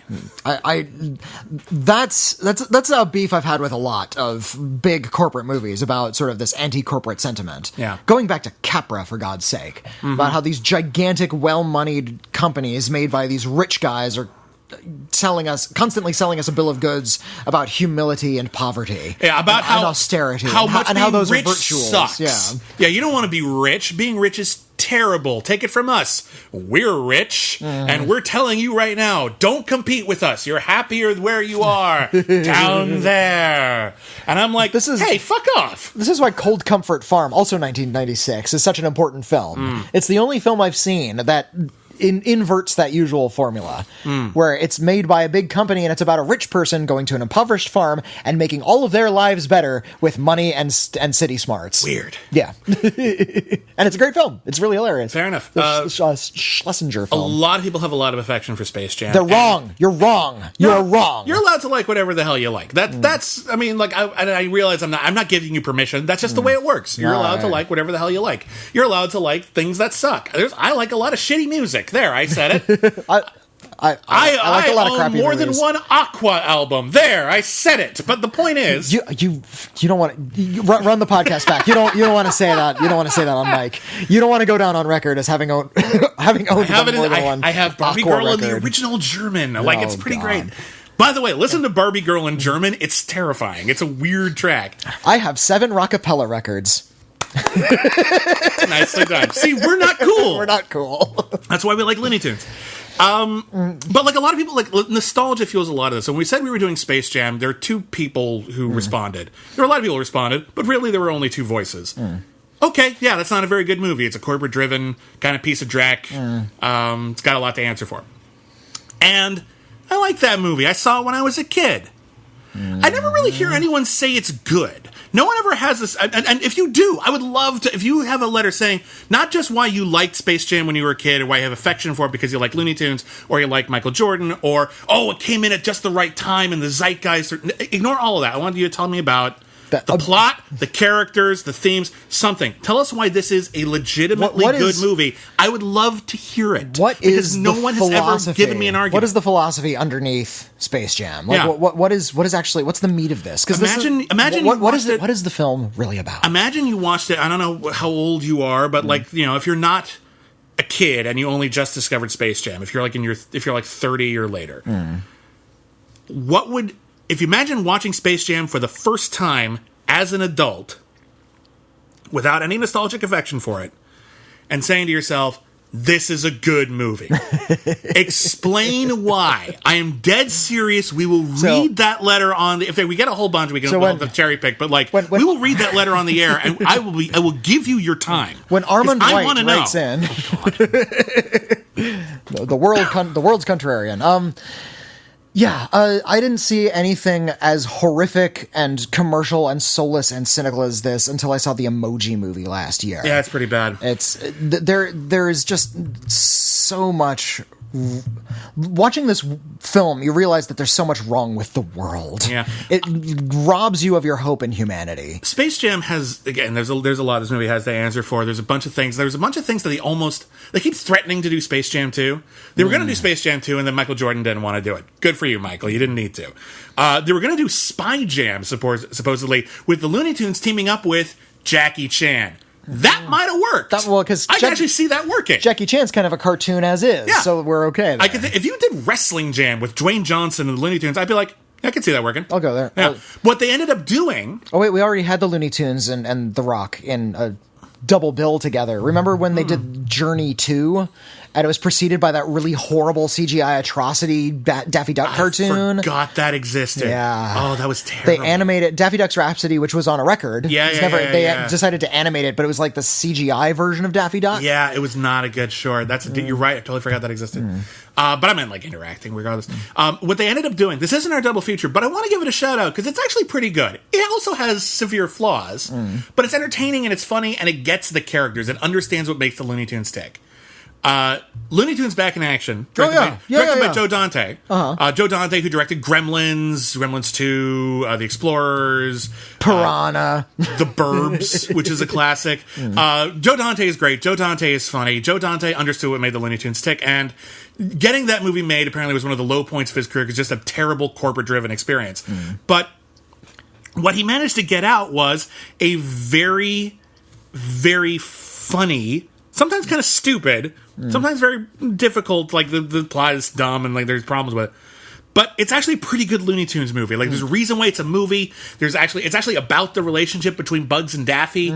Bugs and Daffy are well characterized. There's this really great sequence where they're like in Area 51 and they interact with like every movie alien ever, including like the Daleks and probably the robot. And the real highlight of that movie is when they're in I think it's the Louvre. Yeah, and they're running from painting to painting. That's great. That's a really just a brilliant, like almost Chuck Jones worthy sequence. Like it's the really stuff in terrific. between the highlights is kind of forgettable. You know, pablum about Brendan Fraser and his even, lost dad and who gives a shit. But even, the highlights are so good. It was even smart about its own commercialism. Yeah. Space Jam is just blatant about it, and they just say the product names. They try to make it sort of self-aware, but it doesn't work. And in Back in Action, there's a scene where they're lost in the desert and a Walmart appears in the background. And every line is, hey, look, it's a Walmart. Is that a Walmart? Yes, that is a Walmart. Let's get some Walmart drinks at the Walmart. It's a good thing we're saying Walmart a lot, and we see them like putting the check in their pocket. So they're a little bit wiser about their own commercial presence. There's a scene where they actually make fun of Lola Bunny. Now I'm going to give Lola Bunny some credit.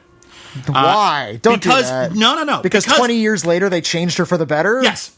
20 it took 20 years. It took 20 years. But you know what? The Looney Tunes show, which came on after that terrible one where they were superheroes and they tried to make them cool again. Lunatics Unleashed. How could anyone forget about Lunatics Unleashed, the biggest piece of crap ever? But the Looney Tunes show was actually a pretty good show, and they had Kristen Wiig voicing Lola, and she was actually a funny character. Yeah. They managed to find something good to do. You know what she was? She was Babs Bunny. She was more like Babs Bunny. I realize that. But still. We had that character. I just want to give credit where credit is due. I'm not going to badmouth the whole existence of Lola because eventually we got a good character out of it. Right. But boy, did Looney Tunes Back in Action appreciate the incredible cynicism behind the creation of Lola Bunny, a character who exists specifically so that Looney Tunes can sexualize her. Yeah.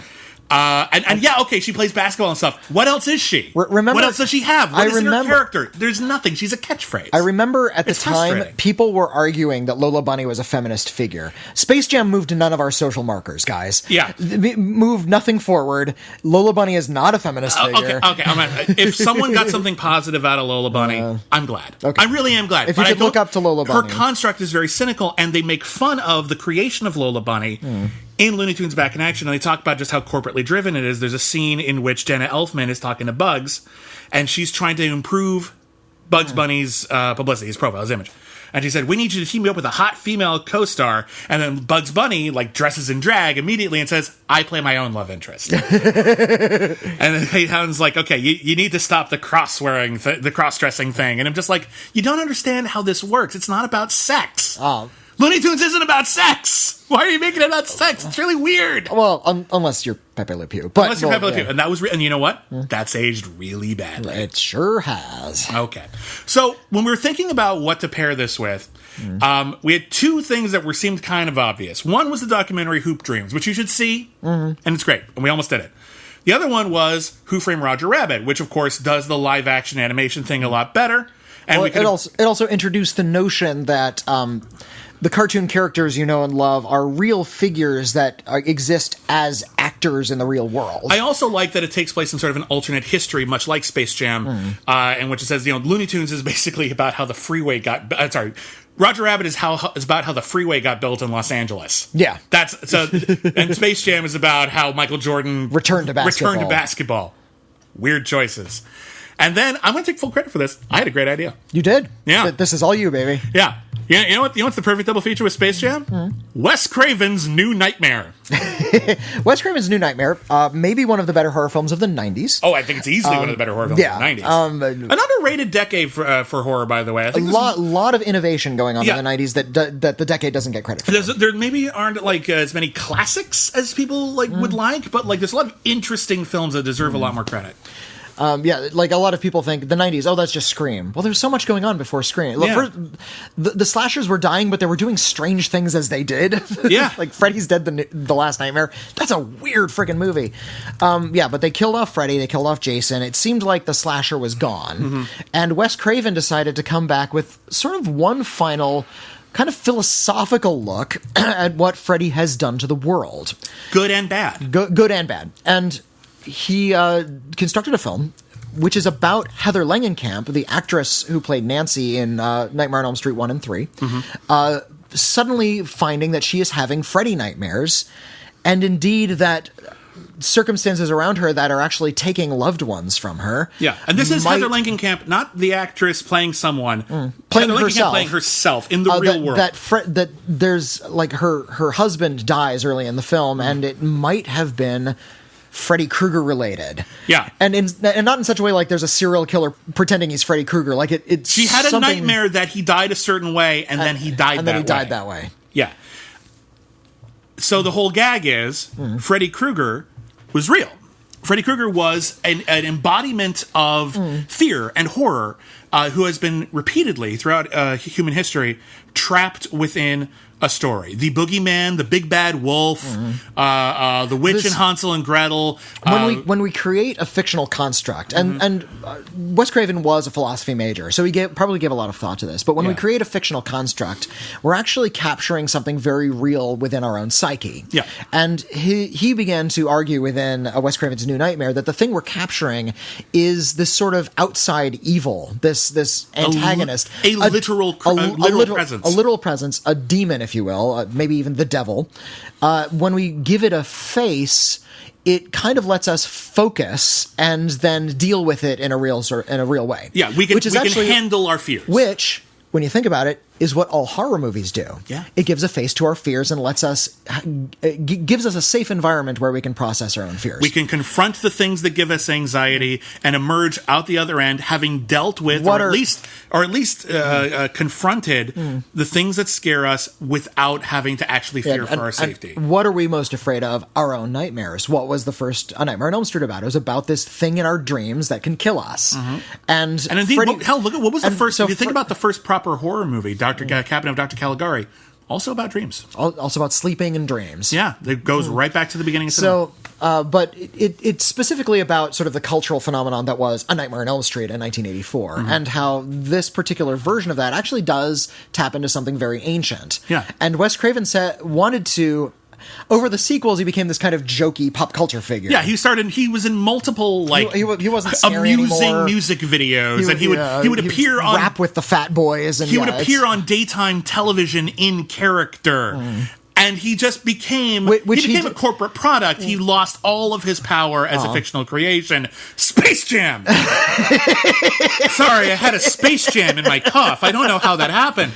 And his argument was, now that he has lost all of his power, he has the capacity to actually, the thing that he helped us work with is now going to wreak havoc in the real world. If we're not able to talk about our fears will control us. And come after us in a very real way. So he kind of remanifests himself as Freddy Krueger in the real world and begins stalking the people who created him. Wes Craven is having Freddy nightmares. He vanishes out of the movie because... he's too scared to talk about it. He's too busy writing Wes Craven's New Nightmare. He's literally writing the script to try to exercise the world of Freddy. And he's writing the script we're watching, which is pretty fun. I always like that. Robert Englund is in the movie playing himself. And also Freddy Krueger. Well, Freddy Krueger plays himself. Sorry. He's credited as himself. Apologies. Freddy Krueger as himself. And there's a bit where he's like, he's also a painter, Robert Englund. And he's working on these new paintings, and they're all like these dark Freddy death paintings. And there's a great bit where near the end of the film where Heather Langenkamp is calling Robert's like, Freddy's real, he's in the real world. And Robert Englund's kind of knows, and his outgoing message is like, you can leave a message, but we're going to be gone for a while. It just says gravely, and he's just gone. John Saxon doesn't get enough credit for being a really good actor sometimes, and often very little is asked of John Saxon. John Saxon played Heather Langenkamp's father in Nightmare on Elm Street 1 and 3. And in New Nightmare, he plays John Saxon. But here's the thing. John Saxon is an elder statesman actor. And so when Heather Langenkamp talks to him at the funeral of people they know, he's got kind of a fatherly kind of, stature in their relationship. He's been in the business about 20 years more than she has. There's this great scene later in the movie where they're talking, and slowly over the course of the scene, John Saxon gets into his character from Nightmare on Elm Street, and he starts thinking he's her father. It's really creepy. The other thing I like about this movie, we talk a lot about the meta stuff, and that's really why it works for Space Jam, because it's about rewriting an actual history. Here's how Freddy Krueger's lost his power. Michael Jordan's lost his basketball power. We're going to make a new movie about how Freddy is scary again and how all of that happened. And we're going to deal with some real world stuff. For example, I think it was the Northridge quake was going on while they were filming it. They decided to incorporate that into the plot. Like that's Freddy breaking into the real world. But there's actually like a lot more going on beyond that meta stuff. If it was only like this meta-textual idea, it would still be neat, but that would be all there was to it. This is actually a really, really great movie about looking back at the original Nightmare on Elm Street, which is all about teenagers suffering the sins of their parents. And teenagers which is actually most of Wes Craven's films, if you think about it. A lot of that happens in Wes Craven. That's what all the Scream franchise is about, too. But it's all from the teenager's perspective. The kids are fighting off Freddy Krueger, and the parents don't know what to make of it. They send their kid off to, hospitals or whatever, try to rationalize it. It's all crazy. Here we have Heather Langenkamp, Nancy, the teenager from the first movie. Now she's the parent, and what we realize, we are keyed into it because we're watching a horror movie. Her young son is fighting Freddy Krueger every night. There are little clues about it. Like he has this like toy dinosaur who he insists on sleeping with every night because he's protecting him from the boogeyman. And they like wake up and like the toy dinosaur is like clawed up. I really want to see deleted scenes with Freddy versus that dinosaur. Like that would be awesome. Like that'd be great. But that's not what it's about. The whole point is that this is about taking the original Nightmare on Elm Street and looking at it from a different perspective. Not just from the real world looking in, but from the perspective of, you know what? For parents, that's got to be really terrifying. Something really horrible is going on with their kids, and we don't know why. And it's probably tied into something we did.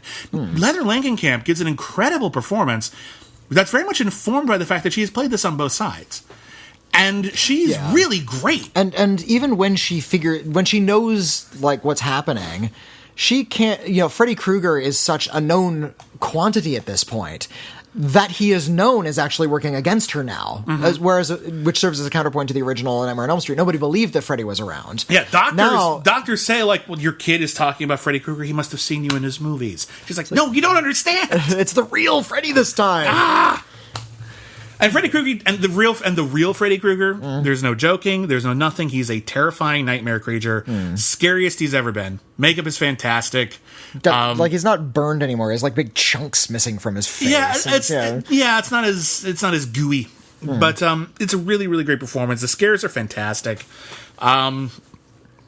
Fucking see Wes Craven's New Nightmare. See the original first, I would say, New Nightmare is incredible. And if we're talking about this as a counterpoint to Space Jam, we do have to get into sort of the philosophy of fictional characters. Yeah. What is it we are seeing when we're looking at a fictional character? I'm sorry to bring up these big names, but David Hume once wrote that if you're going to truly feel empathy, the greatest of human emotions, you do not necessarily need to listen to another human story. It would be more effective to read fiction.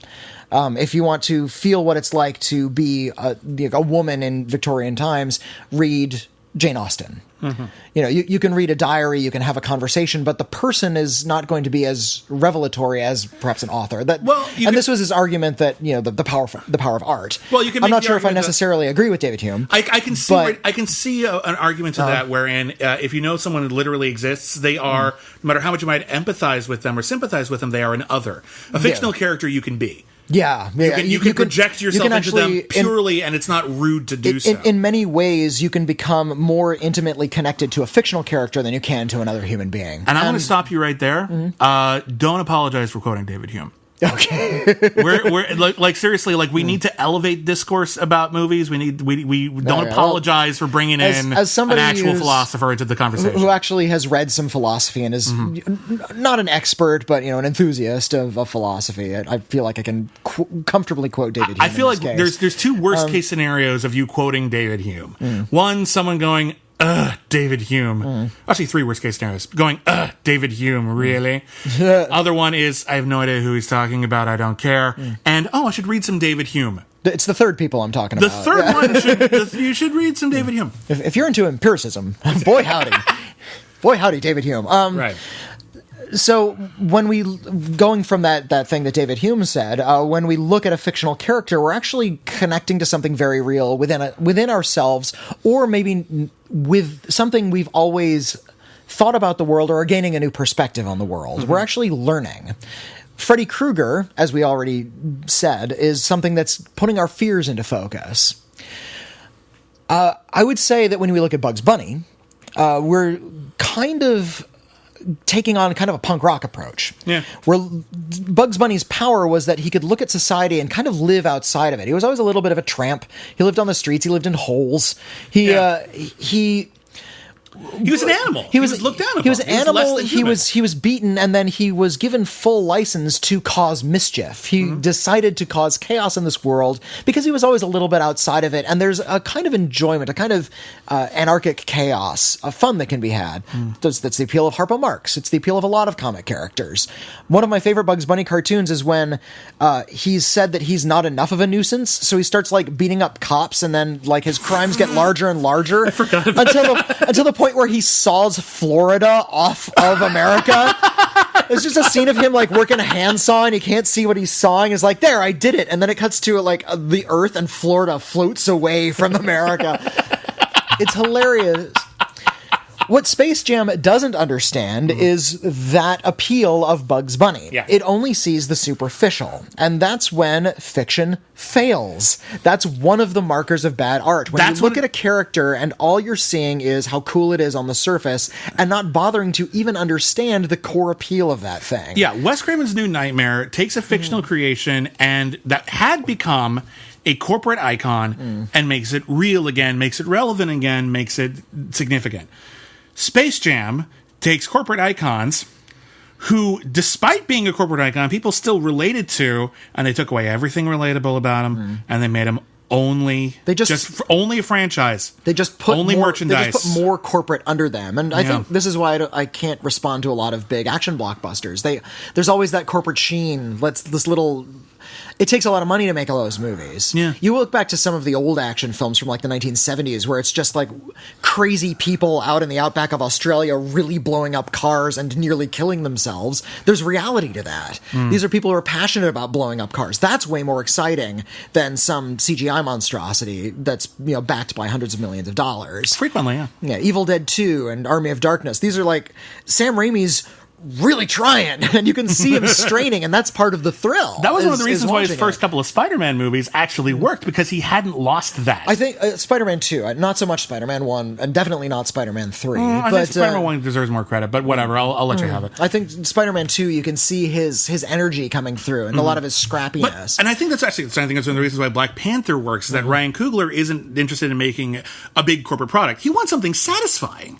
He's not making something that's like wholly experimental, but he doesn't seem to be interested in just doing the script. The usual action beats. Pushing personality into every single part of it. He's not letting anything go for granted. He's not trying to play anything too safe. He just wants it to be dramatic. It's like Creed. Creed is dramatically satisfying as any boxing movie. Yeah. It's a dramatically satisfying, but you know what? It's got a personality to it. It's got a spark to it that most others don't. I'm so glad we were able to bring it back to Black Panther because I love Black Panther so much. Space Jam has no personality. The star has no personality. Yeah. Bugs Bunny has no personality. How the fuck do you do that? It's Bugs Bunny. It's Bugs Bunny. It's Daffy Duck. These are great. Oh my God! What did you do? The WB, Michigan J Frog. Fuck you. Close down those stores. The WB, please. Sorry. Okay. That is critically acclaimed for this week. On that note, conclusion, fuck you. In conclusion, Wes Craven's New Nightmare is the better version of Space Jam. More or less, we said it. Yeah. Next week on Critically Acclaimed, February's a short month, so we're actually going to be hitting our last week of every month. We review an entire motion picture franchise. This month, you guys picked Herbie the Love Bug. Yeah. Cool.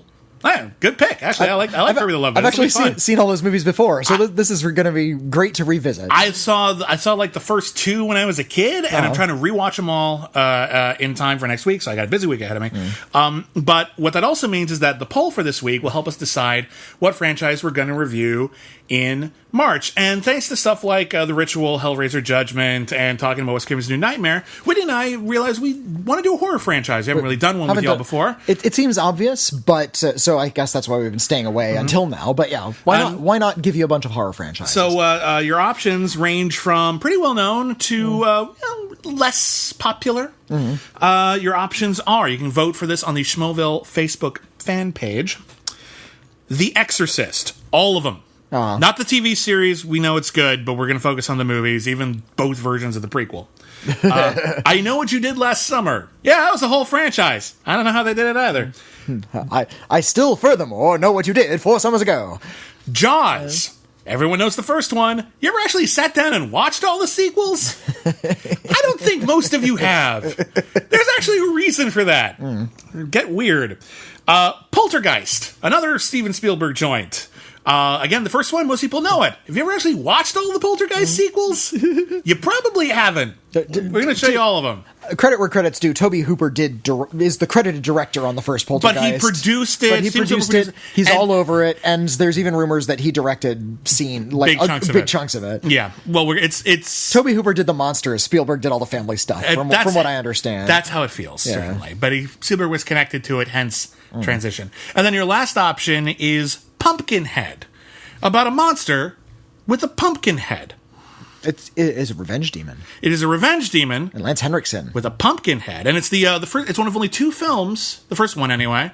The first one is one of only 2 films directed by Stan Winston, the creature effects designer behind Predator and Terminator, and a whole bunch of other great shit. All of, like, most of the great creatures that you saw in films like from the 1980s. Yeah. Most of those were Stan Winston. So a cool monster. Most people haven't watched them all. He didn't do Alien, but I think he did do Aliens. He might have done one of them. Yeah. But yeah, anyway. So those are your options. You can vote for those right now on the Facebook page. We have time for a couple letters. Oh, sure. Let me call them up. We got a few more minutes here. Okay. Also, next week on Cancel Too Soon, Cancel Too Soon. That's our other podcast. We have so many podcasts. Also, next week, we're going to be reviewing the new releases Annihilation and Game Night, and we're going to be revealing our Oscar predictions and also this year's Oscar wager. Whitney and I compete every year to see who can predict the most Oscar winners, and the loser has to do something. We'll choose the stakes at some point, and we will announce that next week. But we're going to give you our big Oscar predictions next week. Hopefully, they can help you win your office pool or what have you. Yeah. Okay, what do we got? Here's a letter from Hayden, and this is about Bright, which is actually a film we didn't review. I still haven't seen it. I did see it. Okay, so I'm going to let you talk about it at length. I don't hate it, but I know it is hated. Okay. This is, hello, I'm going to start out by saying that I am not a black person, and I do not have a dog in this fight. This is about the racial politics of Bright, which is, kind of what the conversation is about. Heavily discussed. I'm going to point something out that I've noticed in Netflix is Bright. It's no secret that the subtext to Bright is about racial issues in America right now, which is an ambitious topic to tackle in a fantasy setting. However, Bright makes a very fatal flaw. At least to me, the orcs are supposed to be a surrogate for African Americans, which as a concept isn't necessarily a bad idea. The problem is that this quote progressive film has every single orc character except for the main orc be a gangster, a violent criminal, or drug dealers of some kind, which are very much hurtful stereotypes that have been spread around the African American community for decades. At first I didn't notice it, but a few days later I realized and said to myself, fuck you, movie. I'm not accusing anyone on the Bright team of being racists, but this is one aspect that makes an already terrible movie even worse. And that's actually the topic of conversation surrounding Bright, about it's poorly thought out racial politics. It's reductionism, yeah. Yeah, I can't speak with this I haven't seen it, so I can't speak with this intelligently. So Whitney, what do you think? It's there. That is all correct. It doesn't handle. It's really reductive. If this had come out like maybe in the 90s when like reductive racial politics on a TV show were kind of de rigueur, we had like very special episodes about racial issues. And it all felt really reductive and not at all like truly explorative in any sort of way. It's just the show making themselves sound a little bit more important, and you kind of had to take it in stride. When your mind is in that mindset and you expect it to be kind of bad, you're okay. I think that's kind of what the screenwriter Max Landis was kind of evoking when he did Bright. That's not really and that doesn't a make good thing. Doesn't make it better, but it can. That sounds like setting your bar really low. Yeah. Even though that's really functionally the whole premise of it, right? I think that seems like you're giving yourself an out. Yeah, I think had this been like an animated special, it might have come across as kind of intelligent, and if there were animated characters, maybe you could do that. But yeah, you have this live action film directed by David Ayer, who does these very gritty, very realistic dramas. Often very good. Yeah. Like, he's half and half. Like half the stuff is really good, half the stuff sucks. A couple of them are good. Some really stink. Here's one from Pierre. Hello! There's one thing I noticed. I rarely heard you vehemently disagreeing about a movie. Your tastes seem quite aligned. I have numerous examples of you defending, in one voice, a critically panned movie. Examples include Valerian and White House Down, or destroying a critical darling like Macbeth, the most recent one with Michael Fassbender. Michael Fassbender and Okja. Even when you disagree, it's always, all things considered, mild disagreement. One found the movie kind of bad, the other found the movie kind of good. Notable exceptions: Bellflower, the movie I want you to make a commentary track about at some point, I Want Blood, and It Comes at Night to a lesser extent. So my question is, do you think that after several years of watching movies together, talking about movies together, getting more and more accustomed to the other sensibilities, do you think your movie tastes have somewhat blended together? No. Even though we tend to like and dislike similar things a lot, you and I have vastly different approaches to the way we kind of consume movies. Yeah, I think that's the thing. I think a lot of people assume that a critical pairing, two critics together, you want them to fight. That was always kind of the fun with Siskel and Ebert, was that they sometimes they really disagreed and they got real snarky with each other. Your mother didn't think it was so creepy. But and listen, and all of that's really, really fun. But what I do think is fair to say is that you're right. You and I may have similar ideas, but we tend to come at things from different angles. You tend to think of things more philosophically, whereas I tend to think about things more structurally, and I think about logic, and you think about themes and tone. I'm big on tone. You're big on tone. Now, if a great movie comes along, it's going to hit everything. Yeah. So it's going to hit my tone and theme buttons, and it's going to hit your structure and character buttons. What I do think is fair to say that after almost a decade of watching movies together. We started podcasting podcasting together in 2011, early 2011. So the better part of a decade we've been doing this in one form or another. I think we've gotten a little chill. We've had severe disagreements, like the movies I like that you hated. Man of Steel comes to mind. Hate Man of Steel. There are a lot of things I like about it. I was really high on it when it first came out. It's backed off a little bit, but I still think it's mostly good. I hated it at the time, and I still hate it. That's totally fine. But I think we can disagree with each other and be very a little bit respectful. More intelligently, yeah. And I think I can totally see where you're coming from, and I don't feel the need to raise my voice too often in order to make my point heard. But that said, we do have differing opinions on things. I don't think it's necessarily something that critics need to do. Critics don't need to disagree with each other. Suffice it to say, I think that when we talk, we need to say something interesting. And provided we have different thoughts, different reactions, different ideas, regardless of whether or not we basically agree on a general level of quality, I think we can maintain a consistent level of interesting conversation. I hope. That's the idea. But it's a good observation, and thank you for pointing it out. That's very valid. I'm going to read a letter from somebody calling themselves Green Lobster. Hello, Green Lobster. Hello. You're a combination of the movie The Lobster and The Green Inferno. Neat. So it's a bunch of lobsters eating each other. That's sad. That's a great movie. That makes me feel sad. It's called Lobsters Eating Each Other, the movie. Okay. Hey guys, I recently saw the surprising box office success that is The Greatest Showman. And long story short, I really didn't like it. Okay. Almost all my complaints how the film wants to be a celebration of being different, but the film uses freak shows as props, have been covered except for one.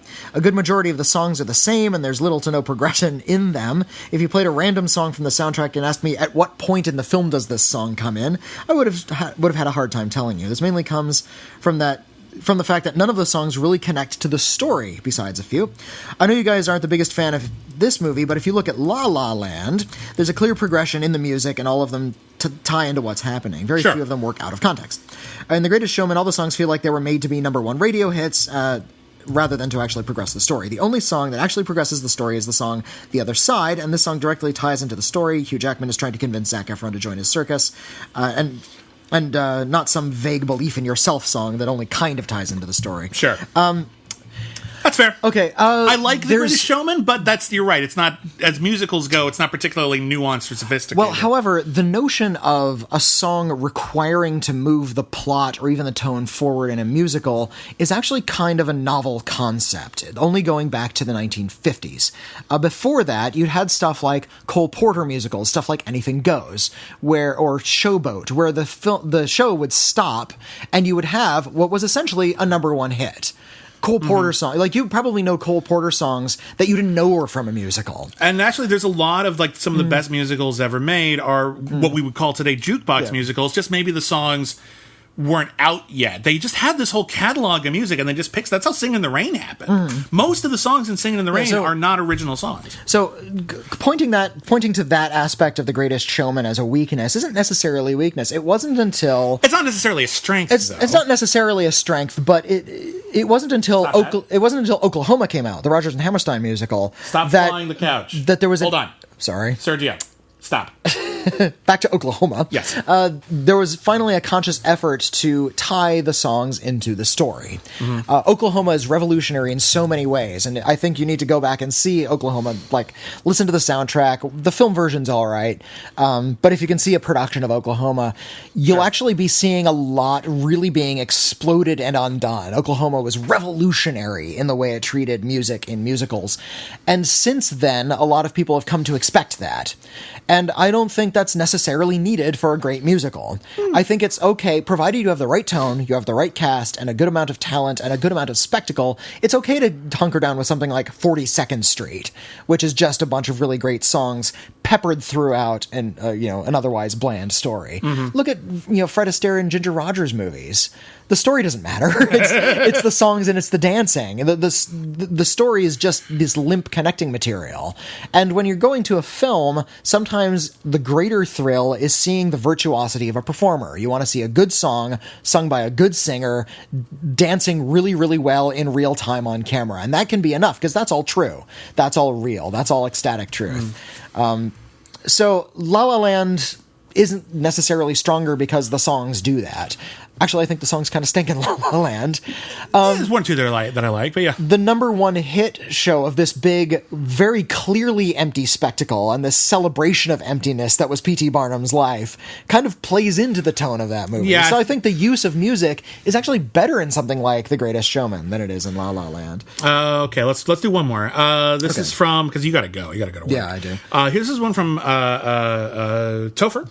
Oh, hello, Topher. On your recent show about John Carter of Mars, I got to thinking about characters who have persisted and who will continue to persist in our imaginations. While John Carter hasn't made it into widespread consciousness, another Edgar Rice Burroughs character has. Tarzan. 100 years from now, we'll still be doing Tarzan movies. Some form or another, probably, yeah. The greatest example of this, in my mind, is Sherlock Holmes. He's lasted for 100 years already, and 100 years from now, he'll still be going strong. Some others I can think of. King Arthur and his knights. Sir Galahad is currently a character on The Librarians. Everything Shakespeare. Robert E. Howard's Conan the Barbarian.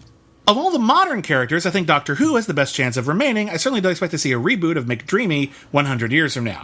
I'm curious what you think. 100 years from now, which characters from today do you still think will be persisting? Best wishes and keep up the good work. Thank you. You mean that were invented around it at this time? Relatively recently, I think, and that's tough to gauge. Yeah, I mean, who's to say, really? Yeah, maybe there will be like some resurrection of, golly, I don't know, the Lawnmower Man or God knows what. I think that might be an exaggeration. Where just there'll be this grand reconsideration of the character, and it will come back in some sort of way. Well, it raises the question newly relevant in the future in some way we can't predict. I think it raises the question beyond that, because that's just shot in the dark. Will Imperator Furiosa still be a beloved character 100 years from now? I don't know. Will Buffy the Vampire Slayer persist in the public consciousness 100 years from now? I don't know. Maybe. But what a lot of these characters have is something very innately relatable that doesn't die out with different with time or different cultures. The idea, provided they're handled right. I mean, yeah, they're bad versions of any character who's been reimagined. There's bad Dracula movies. Dracula is still fundamentally an interesting character. Why? Because at his core, he represents something. Yeah. He represents sort of a stifled, forbidden sexual love. He represents a certain form of xenophobia, which sadly persists throughout the ages. He's the other that we want to protect our family from. But he's also the other that we desperately kind of want to be. Yeah, there's a lot to that. Sherlock Holmes is kind of the same way. Sherlock Holmes is, there's an irony to a lot of these characters. Sherlock Holmes is a genius who accomplishes a lot. He's also socially awkward, and most people can't stand to be around him. Therefore, he kind of works in a situation. Batman is the same way. He's brooding. He's interested. He's interesting. He's driven. And he's also an outsider, and he will never really connect. And that's something that we always are attracted to. So I think I'm trying to think of characters who maybe have that sense of irony to them. The problem is, even what is popular and what is great don't necessarily align. But it's rare that what is great, not being popular at all, lingers for a century. Right. Usually some popularity is necessary. My point being, you can have a character that has all of that pathos and has all of that texture and is kind of universally appealing and just doesn't find an audience. Mm-hmm. There are many, many, many great works of art that were never popular in their time, maybe still aren't even popular. Right. Were discovered later, where, it's entirely impossible to really find out. You know what's a great character who I think should be accepted as a great character, and initially when the movie came out, it made some art house waves, but now people stopped kind of talking about it. Jake Gyllenhaal's character from Nightcrawler. Oh, there you go. That's a character who is astoundingly interesting, horrifying. Uh-huh. If you haven't seen Nightcrawler, it's this fantastic noir kind of movie about Jake Gyllenhaal playing basically a sociopath who is trying to make it big in some sort of financial situation. And what he discovers is you can actually make a lot of money by filming car crashes and crime scenes and selling them to the morning news, because that gets ratings. If the old chestnut, if it bleeds, it leads. Right. And what he discovers is if you have no soul whatsoever, you can just make these things happen. And it is horrifying. It is a horrifying idea of this sort of character who thinks that because he has ambition, he's entitled to success. And it is fucking terrifying. What a great performance that is. But if we consider also filmed by the same filmmaker, Roman J. Israel Esquire. Yeah. Roman J. Israel is a great character. Yes. He is wonderful. He's so focused on sort of an old way that he can't really evolve, and it's about how he comes to a point where he feels like he needs to sell out in order just to survive. He just gives up. And how far can your ethics take you until you need to feed yourself? It's a great performance by a great actor in a great role. Nobody's talking about it. It got an Oscar nomination. Even then, no one's talking about it. Nobody's buzzing about it. Nobody's rushing out to see Roman J. Israel. It's a damn shame. It's a good flick. I don't know. So we don't know. It's fun to think about. I'm afraid I can't tell you. It's fun to think about, but I don't know. It's hard to tell. Like we're kind of nervous about declaring something to be the next big whatever. Well, it's not even that. We're actually nervous about doing the things that keep these characters alive for that long. For example, Harry Potter is a character who is beloved, and I think there are other characters in his books that are more interesting and maybe more worthy of lingering. Snape is a great character, for example. But here's the question. Will Harry Potter linger as a character if he kind of falls by the wayside? Do we need to remake it? Do we need to keep... The books will always be there and people will read them. Will his popularity simply wane over time if we get tired of the Fantastic Beasts movies? Or will he be rebooted, and will people accept that the way we accept different versions of Dracula or different versions of Tarzan? Here's what's happening with Harry Potter. Harry himself is pretty much already gone. He wasn't in the last movie. Wasn't very good. Well, he wasn't born when the last movie was said. I understand that, but we no longer need him to tell these stories. We have an amusement park based on Harry Potter. Harry's not there. It's Hogwarts. It's the cities he lives in. It's the scenario that I think people are reacting to more than necessarily Harry himself. Fair enough. So I think Harry will kind of slip away, and the world of Hogwarts is going to be the thing that sort of takes hold in the consciousness. Okay, that makes sense. If I think that's a fair statement. Anyway, I think Dumbledore has become greater in estimation than Harry himself. Harry's the bland hero. Even the best friends are bland heroes. He's more interesting in the books. I'm going to say that right now. There's a lot more to him in the books than ever came out in the movie. I also think he's more interesting when he's a kid. When he gets older, he becomes less interesting. He's interesting in the books because J.K. Rowling is actually very understanding about how kids change through adolescence. And there's at least one or two books where just puberty hits Harry like a ton of bricks and he just becomes an asshole. Yeah. He just becomes an asshole for a couple of books. Yeah, the whole thing is it's about his arc. It's about he grows up and he grows out of immaturity, but he has to go through immaturity first.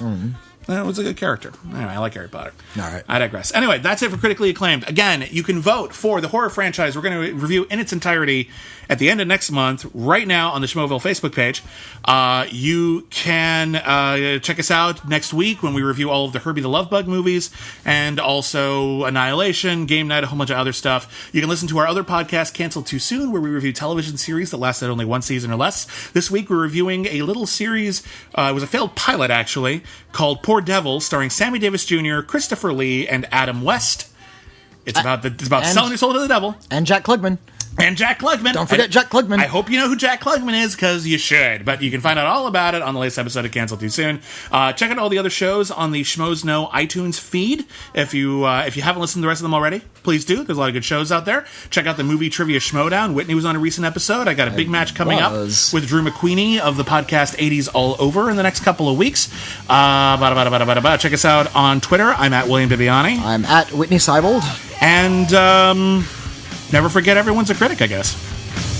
I want to go to the midnight show. I'm sorry, what?